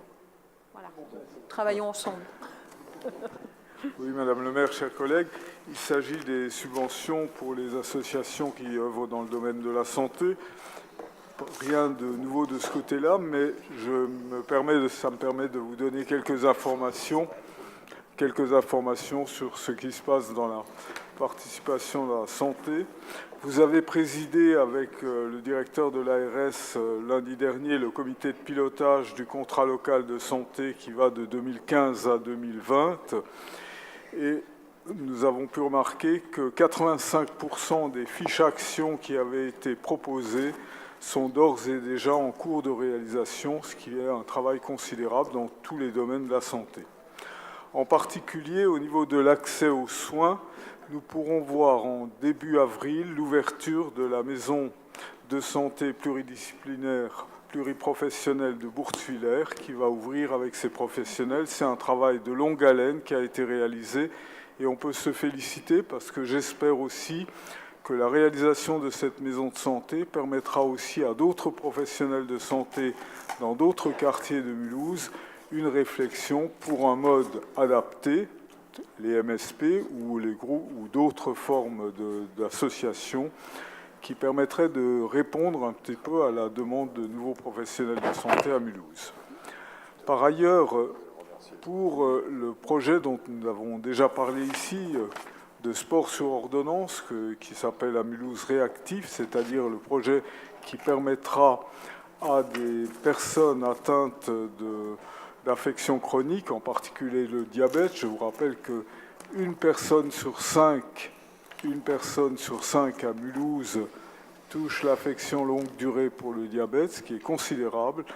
Donc l'activité de sport sur ordonnance va maintenant pouvoir démarrer avant l'été, puisque nous sommes arrivés à des accords, en particulier avec le régime local de santé, d'autre part avec l'ARS, et je crois et tout un ensemble de partenaires, les clubs sportifs, les associations, la Ligue contre le cancer, bref, tout est à peu près en route pour que les Mulhousiens puissent bénéficier autant celles qui sont en ALD, mais ce qui est notre particularité à Mulhouse, nous ferons aussi un effort particulier pour les personnes en sédentarité. Il y a beaucoup de gens qui ne sont pas malades, entre guillemets, qui n'ont pas d'affection longue durée, mais qui sont sédentaires avec surcharge pondérale et qui doivent pouvoir bénéficier d'encouragement à reprendre l'exercice physique.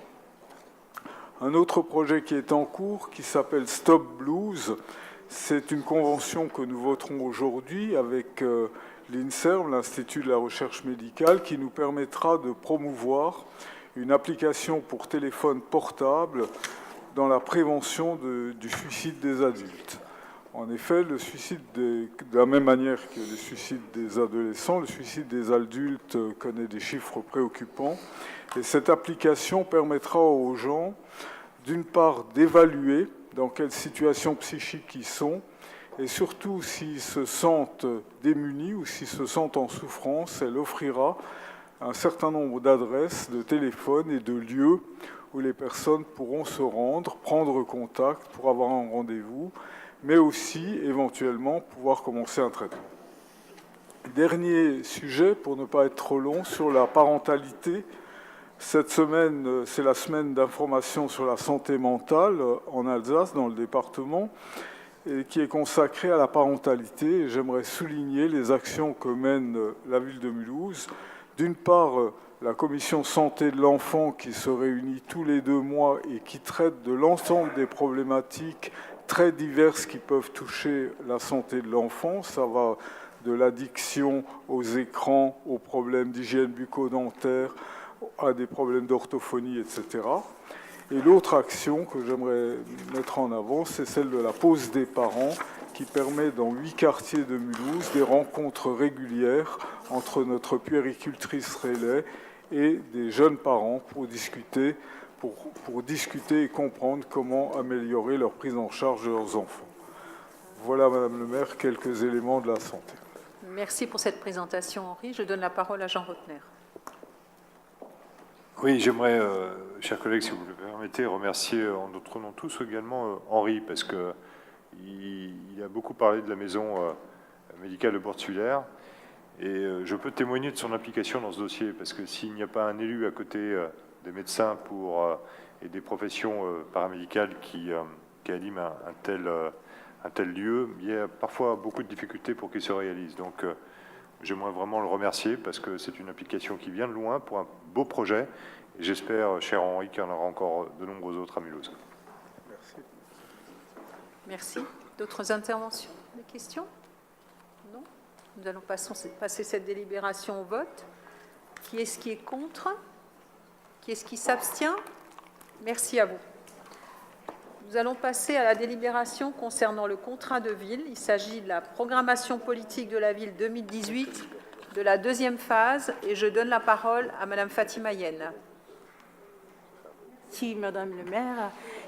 J'ai envie juste, donc, avant de parler de cette programmation, la 2e phase, de rappeler, hein, comme il l'a bien dit, donc, le maire et le premier adjoint.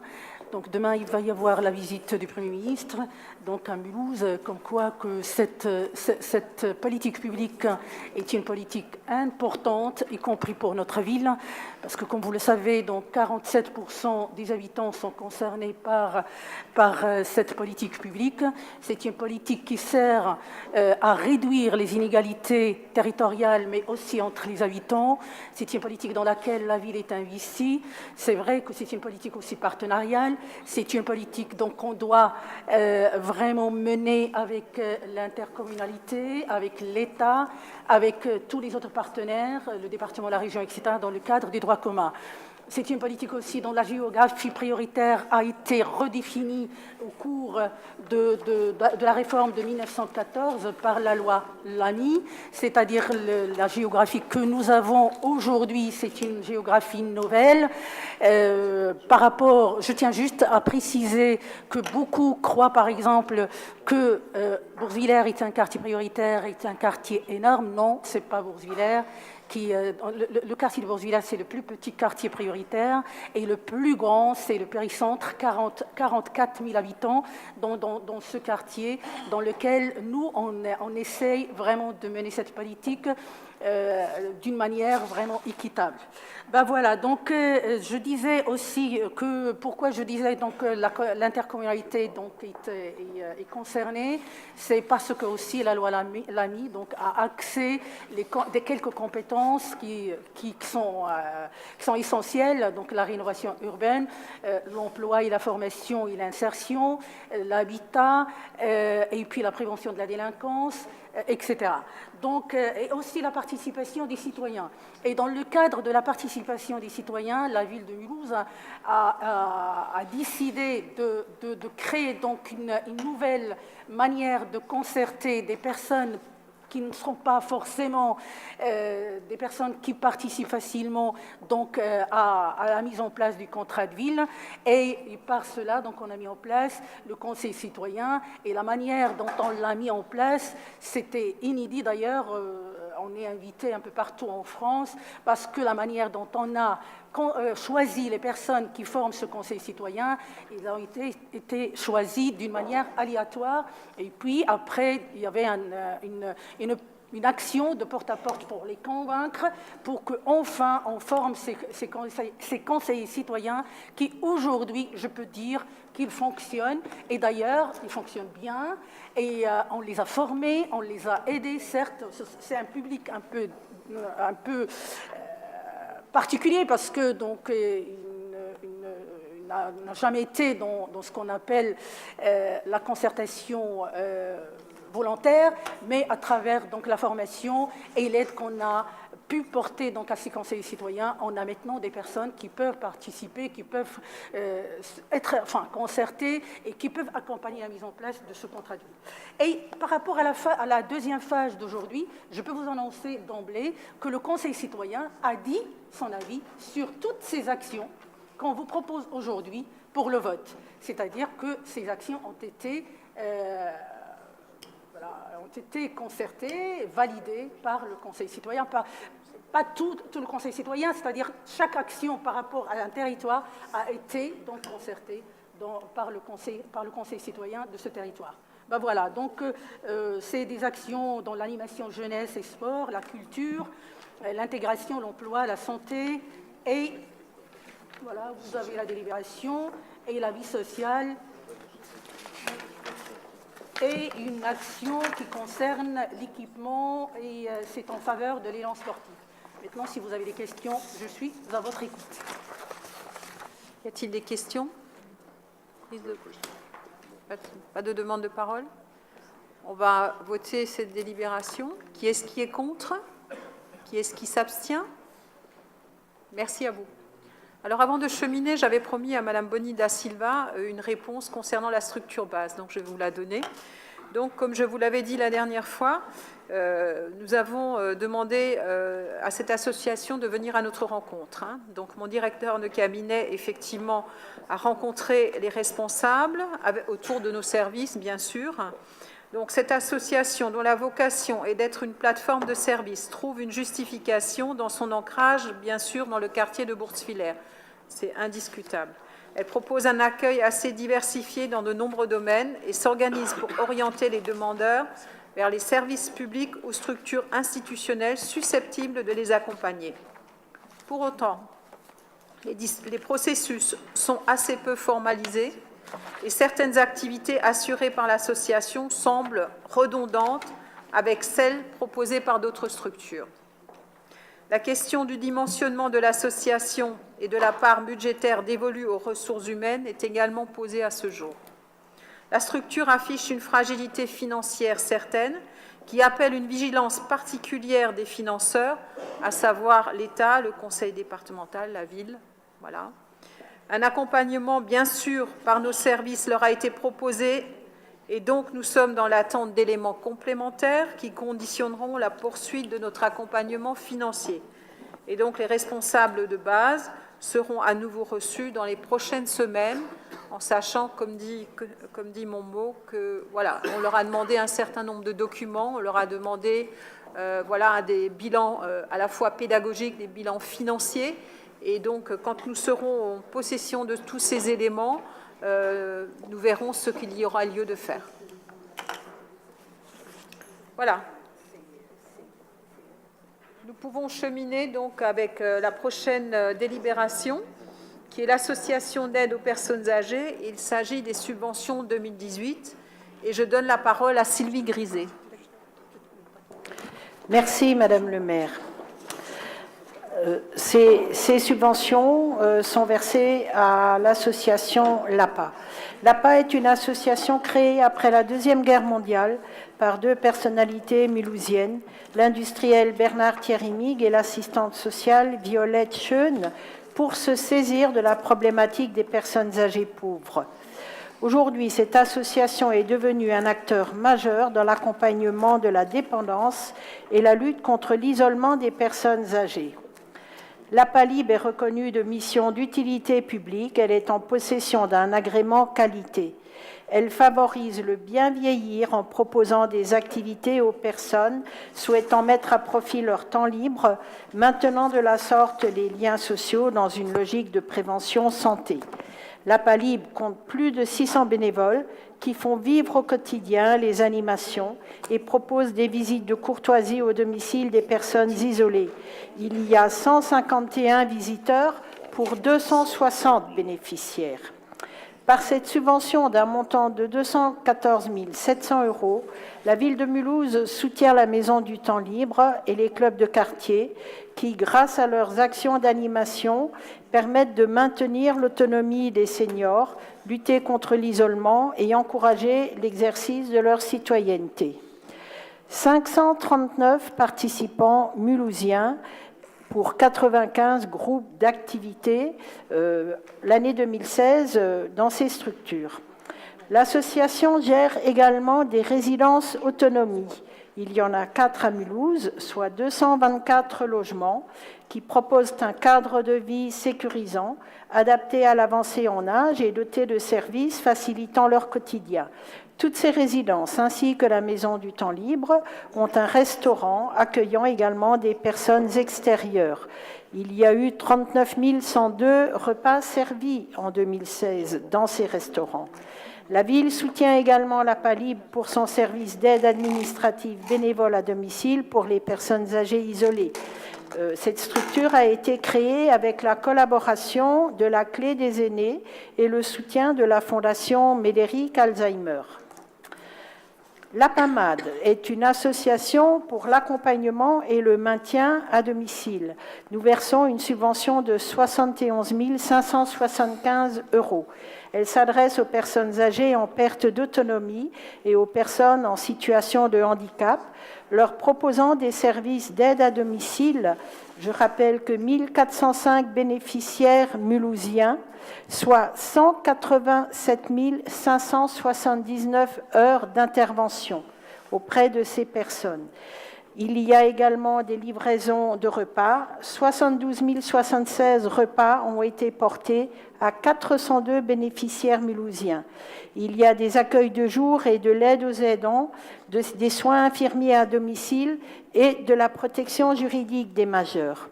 Elle contribue ainsi au maintien à domicile de notre population en perte d'autonomie ou fragilisée et permet également les retours à domicile après une hospitalisation. C'est particulièrement le FANAL qui s'en charge. Ils ont effectué 13 048 interventions à Mulhouse. Il s'agit d'un service intervenant la nuit auprès des personnes qui en ont besoin. La PAMAD, sur le territoire mulhousien, gère un accueil de jour situé au foyer Steinel. Ce lieu accueille des personnes âgées présentant des troubles physiques et ou psychiques. Cette structure, par sa mission, apporte un moment de répit aux aidants familiaux, souvent épuisés dans leur soutien à leurs aidés. En 2016, ce sont 52 Mulhousiens qui ont ainsi bénéficié de 1973 journées d'accueil au foyer Steinel. D'autres collaborations entre Ville de Mulhouse et l'APA sont à relever. Grâce à la carte Passe-Temps, les détenteurs bénéficient de réductions pour les ateliers multimédia, tai chi, médiation à la Maison du Temps Libre. Ils peuvent également profiter d'un repas à tarif préférentiel dans un des restaurants des résidences autonomie. Autre exemple de cette collaboration, l'implication de l'APA à nos côtés dans la démarche Ville Amie des aînés, dans laquelle Mulhouse est engagée officiellement depuis octobre 2016, rejoignant le réseau de plus de 90 villes francophones qui anticipent activement le vieillissement de la population. Nous avons lancé officiellement ici même, en janvier, une nouvelle instance dénommée Mulhouse Aînés. Elle est constituée de 70 personnes de 62 ans et plus, issues de tous les quartiers, et de personnes qualifiées du fait de leur expérience professionnelle et désignées par le maire. Tout naturellement, l'APA y est présente. Afin d'être complète dans les services que nous apportons aux personnes âgées mulhousiennes, je vous rappelle le rôle majeur de la clé des aînés. Ce lieu, centre local d'information et de coordination en gérontologie, accueille les personnes âgées et répond à toutes les demandes de ces dernières. Mais n'oublions pas la délivrance des cartes passe-temps qui permettent aux personnes de 65 ans et plus de bénéficier d'un certain nombre d'avantages pour accéder à des loisirs, de la culture, des activités sportives. Enfin, grâce à l'arrivée d'un jeune en service civique, il y a également des aides pour les démarches informatiques. Par ailleurs, nous travaillons également en bonne collaboration avec le conseil départemental, dont une des missions, et non la moindre, est l'aide et le soutien aux personnes âgées. J'aimerais encore citer la navette électrique, plébiscitée par les personnes âgées, sans oublier les plus de 1300 visites d'anniversaire que nous faisons chaque année aux personnes de 85, 90 ans et plus. Toutes ces actions permettent de maintenir le lien social, de lutter contre l'isolement et de repousser l'entrée en EHPAD pour toutes ces personnes dont le vœu le plus cher est de rester au domicile le plus longtemps possible. Merci Sylvie. Y a-t-il des prises de parole? Des questions? Non? Nous allons procéder au vote. Qui est-ce qui est contre? Qui est-ce qui s'abstient? Merci à vous. Nous allons parler du contrat de ville, en l'occurrence la programmation politique de la ville, donc 2018, l'action éducative et la réussite éducative. Et je donne la parole à Chantal Risser. Merci, Monsieur le maire. Madame, oh là là, je commence bien. Merci, Madame le maire. On réglera nos comptes. Bon. Ces délibérations portent sur la première phase du contrat de ville réussite éducative, avec 3 porteurs de projets. Tout d'abord, la réussite éducative pour l'organisation des cafés des parents. Action importante qui se déroule dans l'ensemble des écoles et qui permet d'atteindre un objectif fort sur notre territoire, à savoir toucher des parents qui sont éloignés de l'école ou qui ont des difficultés à participer à la vie de l'école. Le deuxième porteur, c'est l'association EPIS. Au passage, on peut saluer tout le travail qu'ils font en direction de l'insertion des jeunes sur notre territoire. À travers 3 actions, ils s'adressent autant au public maternel, élémentaire que collégiens ou lycéens, classes préparatoires également, avec comme volonté à la fois de faire du tutorat entre les uns et les autres, de faire de l'insertion professionnelle pour les collégiens et aussi d'accueillir des collégiens qui sont en situation de décrochage scolaire et d'absentéisme. Donc ce sont vraiment des actions très importantes.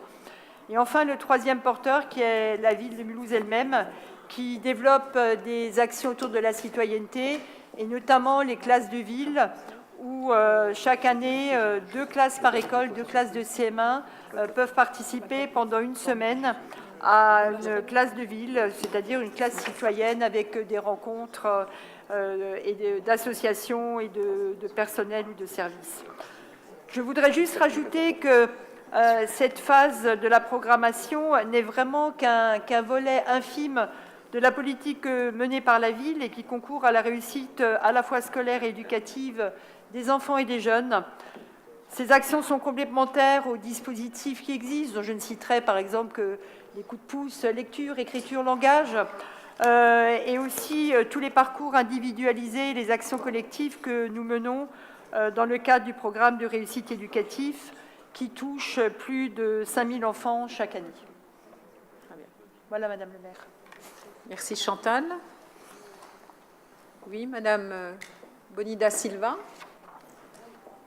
Oui, Madame le maire, Madame l'adjointe, vous m'excuserez de faire un hors-sujet, mais dans la mesure où vous avez prévenu que je ferai ce hors-sujet, nous souhaiterions qu'on puisse aborder l'état actuel de vos réflexions et des concertations qui sont menées dans les écoles concernant la semaine de 4 jours.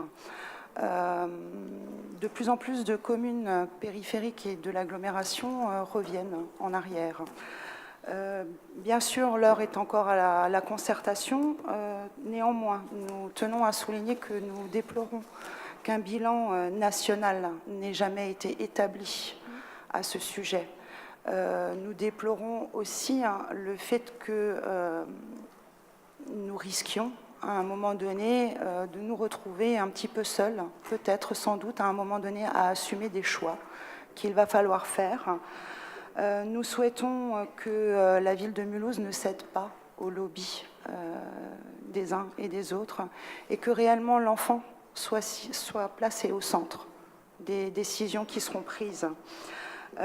Parce qu'il en va de l'équilibre des enfants, il en va également d'emplois qui ont été créés exclusivement pour la plupart des temps partiels, pour la plupart sur des emplois féminins de très courte durée qui augmentent également si ces emplois devaient demain ne plus perdurer, augmenter la précarité de ces salariés-là. Donc nous souhaitons que l'ensemble soit mis en perspective et que vraiment l'intérêt de nos enfants soit priorisé. Alors je ne sais pas si vous pouvez déjà nous donner un état, au moins un état d'avancement de la réflexion et surtout comment allons-nous nous situer à un moment donné si nous devions rester les seuls de l'agglomération à prendre une décision éventuellement de rester sur une semaine de 5 jours. Voilà, je vous remercie. Merci Madame Bonida Silva. Je vais laisser répondre Chantal, mais vous l'aurez compris, pour parler d'État, il faut déjà que nous ayons cheminé encore davantage. Je pense que c'est un tout petit peu précoce à ce niveau-là. Mais bien sûr, il faut savoir que j'ai rencontré la rectrice d'académie il y a une dizaine de jours maintenant. Bien sûr, nous sommes aussi en permanence en concertation également avec la DAZEN, puisque ce sont nos partenaires naturels en termes d'éducation, et que tout ce travail se fait de façon tout à fait renforcée, je dirais, et vraiment en accord à la fois la ville de Mulhouse, la DAZEN, l'éducation nationale. Ça, il faut le savoir aussi, puisqu'il ne s'agit pas non plus de faire, je dirais, des choses comme ça de façon arbitraire. Mais je vais laisser répondre Chantal et je vais peut-être compléter plus tard. Merci Madame le maire. Alors, tout d'abord, Madame Da Silva, vous déplorez un certain nombre de choses. Moi, j'allais dire que la première chose que nous avons à déplorer, c'est que les communes se retrouvent en première ligne sur des compétences qui ne sont pas les leurs. On a un ministère de l'Éducation nationale. L'éducation nationale est nationale. Et c'est aujourd'hui des communes qui sont amenées à se positionner sur des horaires scolaires. Ça, on l'avait fait remonter au ministère précédemment. Et là, on se retrouve dans la même situation et ce n'est pas normal. Ceci étant dit, ce qui a vraiment était présent dès le début dans la concertation que nous avons menée, c'était l'intérêt de l'enfant. C'est bien pour ça que dans la concertation, les enfants ont été très majoritairement associés à cette concertation. Donc, où en est-on aujourd'hui ? Il y a eu une première étape qui a été celle de la concertation. Je le rappelle, nous avons organisé un certain nombre de réunions avec les directeurs des écoles élémentaires et des écoles maternelles, avec les fédérations de parents d'élèves, avec les parents élus dans les conseils d'école, avec des parents que nous avons invités sur les différents territoires géographiques de la ville. Les enseignants ont tous été destinataires d'un questionnaire. Les enfants ont été interrogés également à partir d'un questionnaire émanant du conseil municipal des enfants. Et les personnels de la ville qui interviennent et qui seraient concernés par un changement de rythme à Mulhouse ont été rencontrés, de même que nos partenaires qui interviennent sur les temps éducatifs. de cette concertation. On va pas tout reprendre puisque nous avions fait une conférence de presse avec l'Éducation nationale. Ce qu'on peut dire, c'est que de ces différentes réunions qui ont été menées et qui se sont tenues, les débats ont été riches. Les positions des uns et des autres étaient différentes, sont parties de constats et un certain nombre de propositions sont ressorties de ces concertations. Nous avions, à la suite de ces concertations, annoncé une démarche très claire qui était de dire à Mulhouse, et ce toujours dans l'intérêt de l'enfant, nous souhaitions nous donner une année supplémentaire pour réfléchir à une proposition innovante sur Mulhouse et qui ne se résume pas à 4 jours ou à 4 jours et demi, mais c'est quel rythme voulons-nous pour nos enfants qui tiennent compte à la fois du temps scolaire, mais aussi de tout ce que les enfants peuvent faire et ce qu'on peut offrir aux enfants en dehors du temps scolaire. Suite à cette annonce que nous avons faite, se sont tenus les conseils d'école. Certains vont encore se tenir, mais la majorité a déjà eu lieu. Alors, certains conseils d'école se sont emparés du sujet avec de véritables échanges.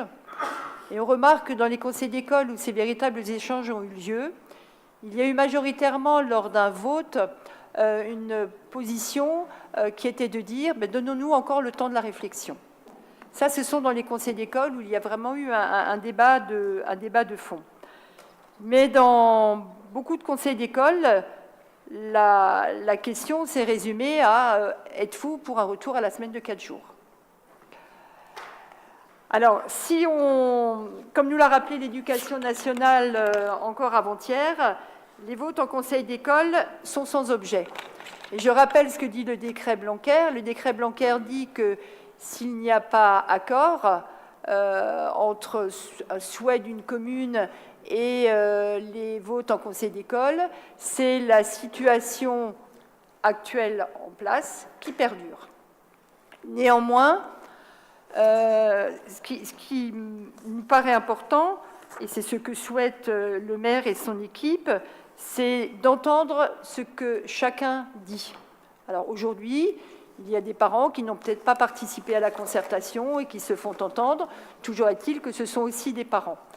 Donc l'idée, ça serait vraiment de trouver une solution qui permette à l'ensemble des parents de se positionner sur des propositions très claires. D'où l'idée de soumettre au vote de l'ensemble des parents des écoles 2 propositions. Une organisation à 4 jours, avec les conséquences que ça entraînerait, c'est-à-dire plus de temps éducatif, qu'est-ce qu'on proposerait le mercredi, en fonction des horaires qui seraient proposés, est-ce qu'il y aura un accueil, pas un accueil, s'il y a un accueil, à quel coût, enfin voilà, que les parents disposent vraiment de toutes les informations.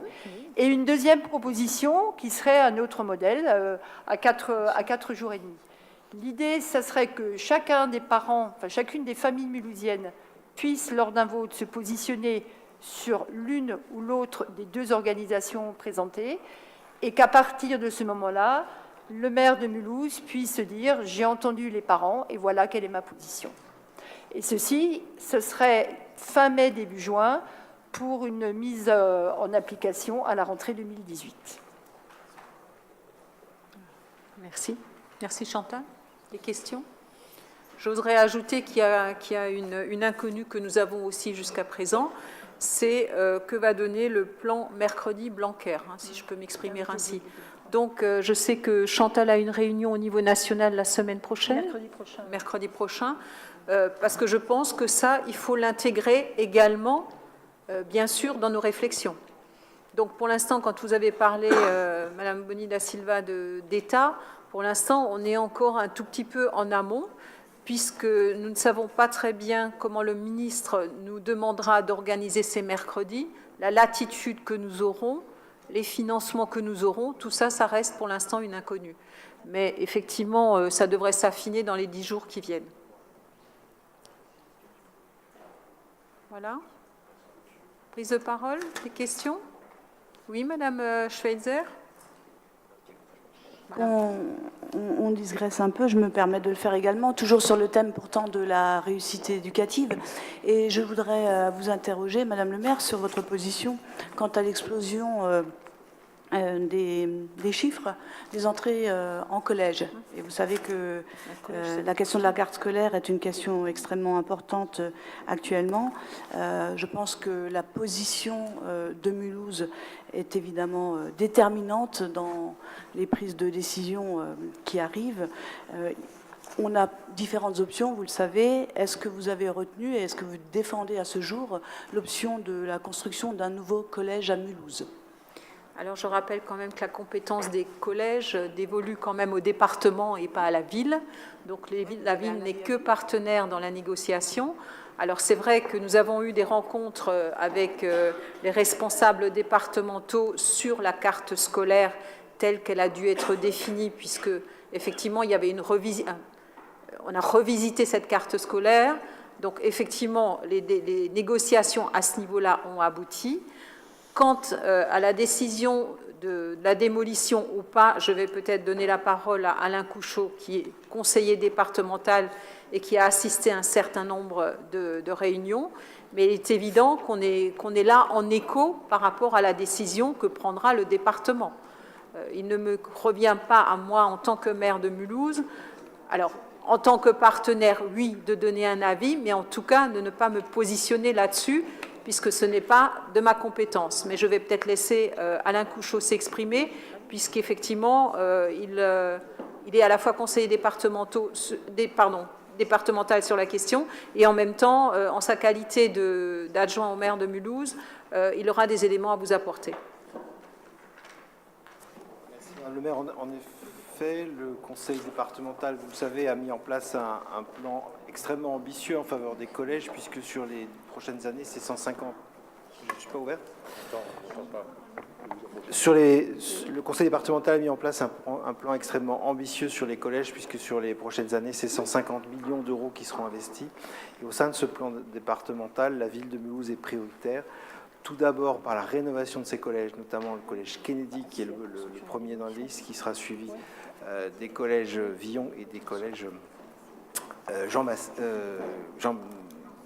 Saint-Exupéry, merci, chers collègues, Saint-Exupéry. Donc cette planification est d'ores et déjà actée.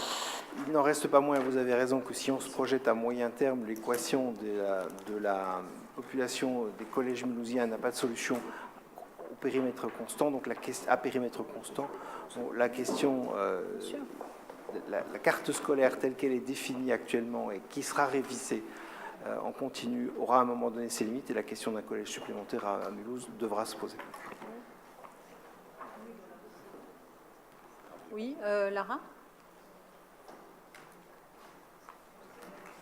J'aimerais quand même juste intervenir pour, bien sûr, confirmer ce qui vient d'être dit, mais apporter quelques éléments. Je rappelle que la carte scolaire, parce qu'il y a la construction d'un collège, certes, mais il y a aussi la carte scolaire.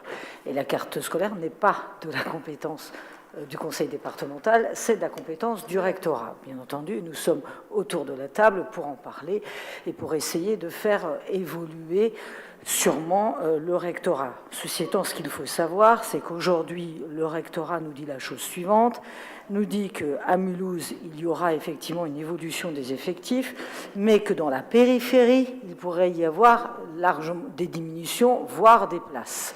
Donc toute la discussion est évidemment basée sur cela, et nous sommes d'abord, effectivement, comme il a été dit, un plan ambitieux d'investissement sur les collèges existants, et dont les 3 qui ont été cités, et bien sûr, nous essaierons, si nous en avons la possibilité, mais pas que financière, la possibilité aussi par rapport à la carte scolaire, eh bien, de pouvoir construire un nouveau collège. Voilà. Donc, vous l'aurez compris, nous sommes très attentifs à ce qui se passe en la matière. Et pour l'instant, nous sommes largement en amont de certaines discussions, et nous prendrons notre place dans les discussions le moment venu. Voilà, on revient. Y a-t-il encore des prises de parole, des questions? On peut voter pour passer au vote pour la délibération. Donc, la réussite, l'action éducative et la réussite éducative. Donc, qui est-ce qui est contre? Qui est-ce qui s'abstient? Merci à vous.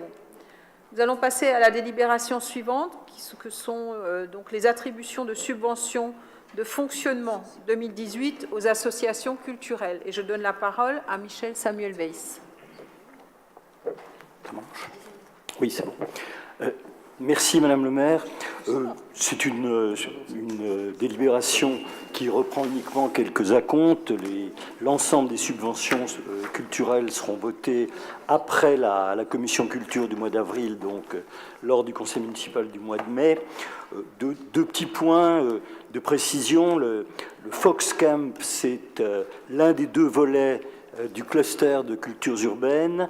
C'est le volet art plastique, donc, qui consiste dans ce qu'on appelle les mécaniques urbaines, qui était dans un premier temps le long de l'école des Beaux-Arts, qui était à DMC l'an dernier dans un bâtiment qui n'existera plus l'an prochain puisqu'il devient le bâtiment avec le mur d'escalade, mais il est en bonne voie pour que la manifestation puisse avoir lieu de nouveau à DMC.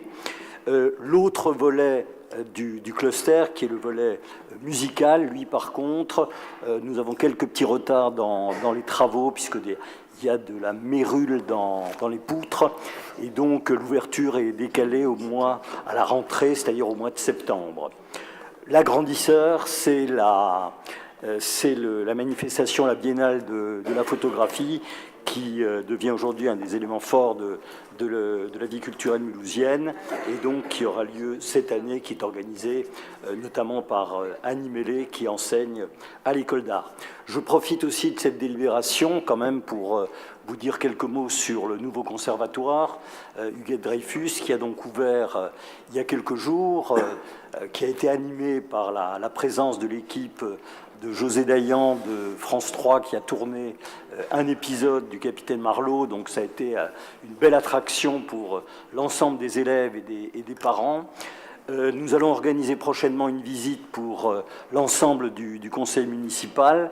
L'inauguration officielle, je peux déjà vous le dire, est fixée au 8 juin à 18h, avec notamment la présence de François Florent, monsieur Eichholzer, dont nous donnerons le nom à l'auditorium, qui est une salle, certains d'entre vous l'ont peut-être déjà visité, qui est une salle absolument fantastique, puisque très sincèrement, je pense que c'est une salle qualitativement aujourd'hui, pour une salle de 350 places, c'est la deuxième salle de Mulhouse, ou peut-être même la première, puisque je trouve qu'elle est peut-être plus spectaculaire que la petite salle de la filature. Voilà, donc si vous avez des questions, merci. Y a-t-il des questions? Des prises de parole? Je vois pas tout le monde. Non? Nous allons donc passer au vote pour cette délibération. Qui est-ce qui est contre? Qui est-ce qui s'abstient? Merci à vous. Donc nous sommes venus à la fin de la présentation des délibérations qui ont été souhaitées. Est-ce qu'il y a d'autres délibérations dont vous aimeriez parler? Ou est-ce qu'on peut envisager un vote bloqué pour la suite? Non? Je propose donc, est-ce que vous voulez qu'on balaye l'ensemble des intitulés? Non. C'était juste une suggestion, monsieur le premier adjoint. On peut procéder à un vote bloqué pour l'ensemble des délibérations qui suivent. Voilà, donc qui est-ce qui est contre? Qui est-ce qui s'abstient? Eh bien, je vous remercie. Notre prochain conseil municipal aura lieu le 24 mai. Voilà. Je vous souhaite encore à toutes et à tous une très agréable soirée. Merci.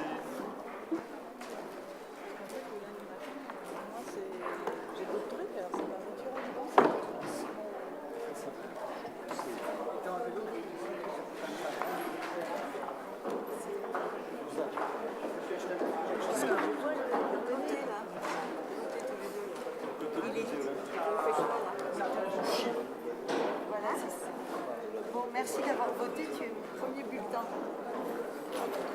Tu pourrais... C'est un grand fan de la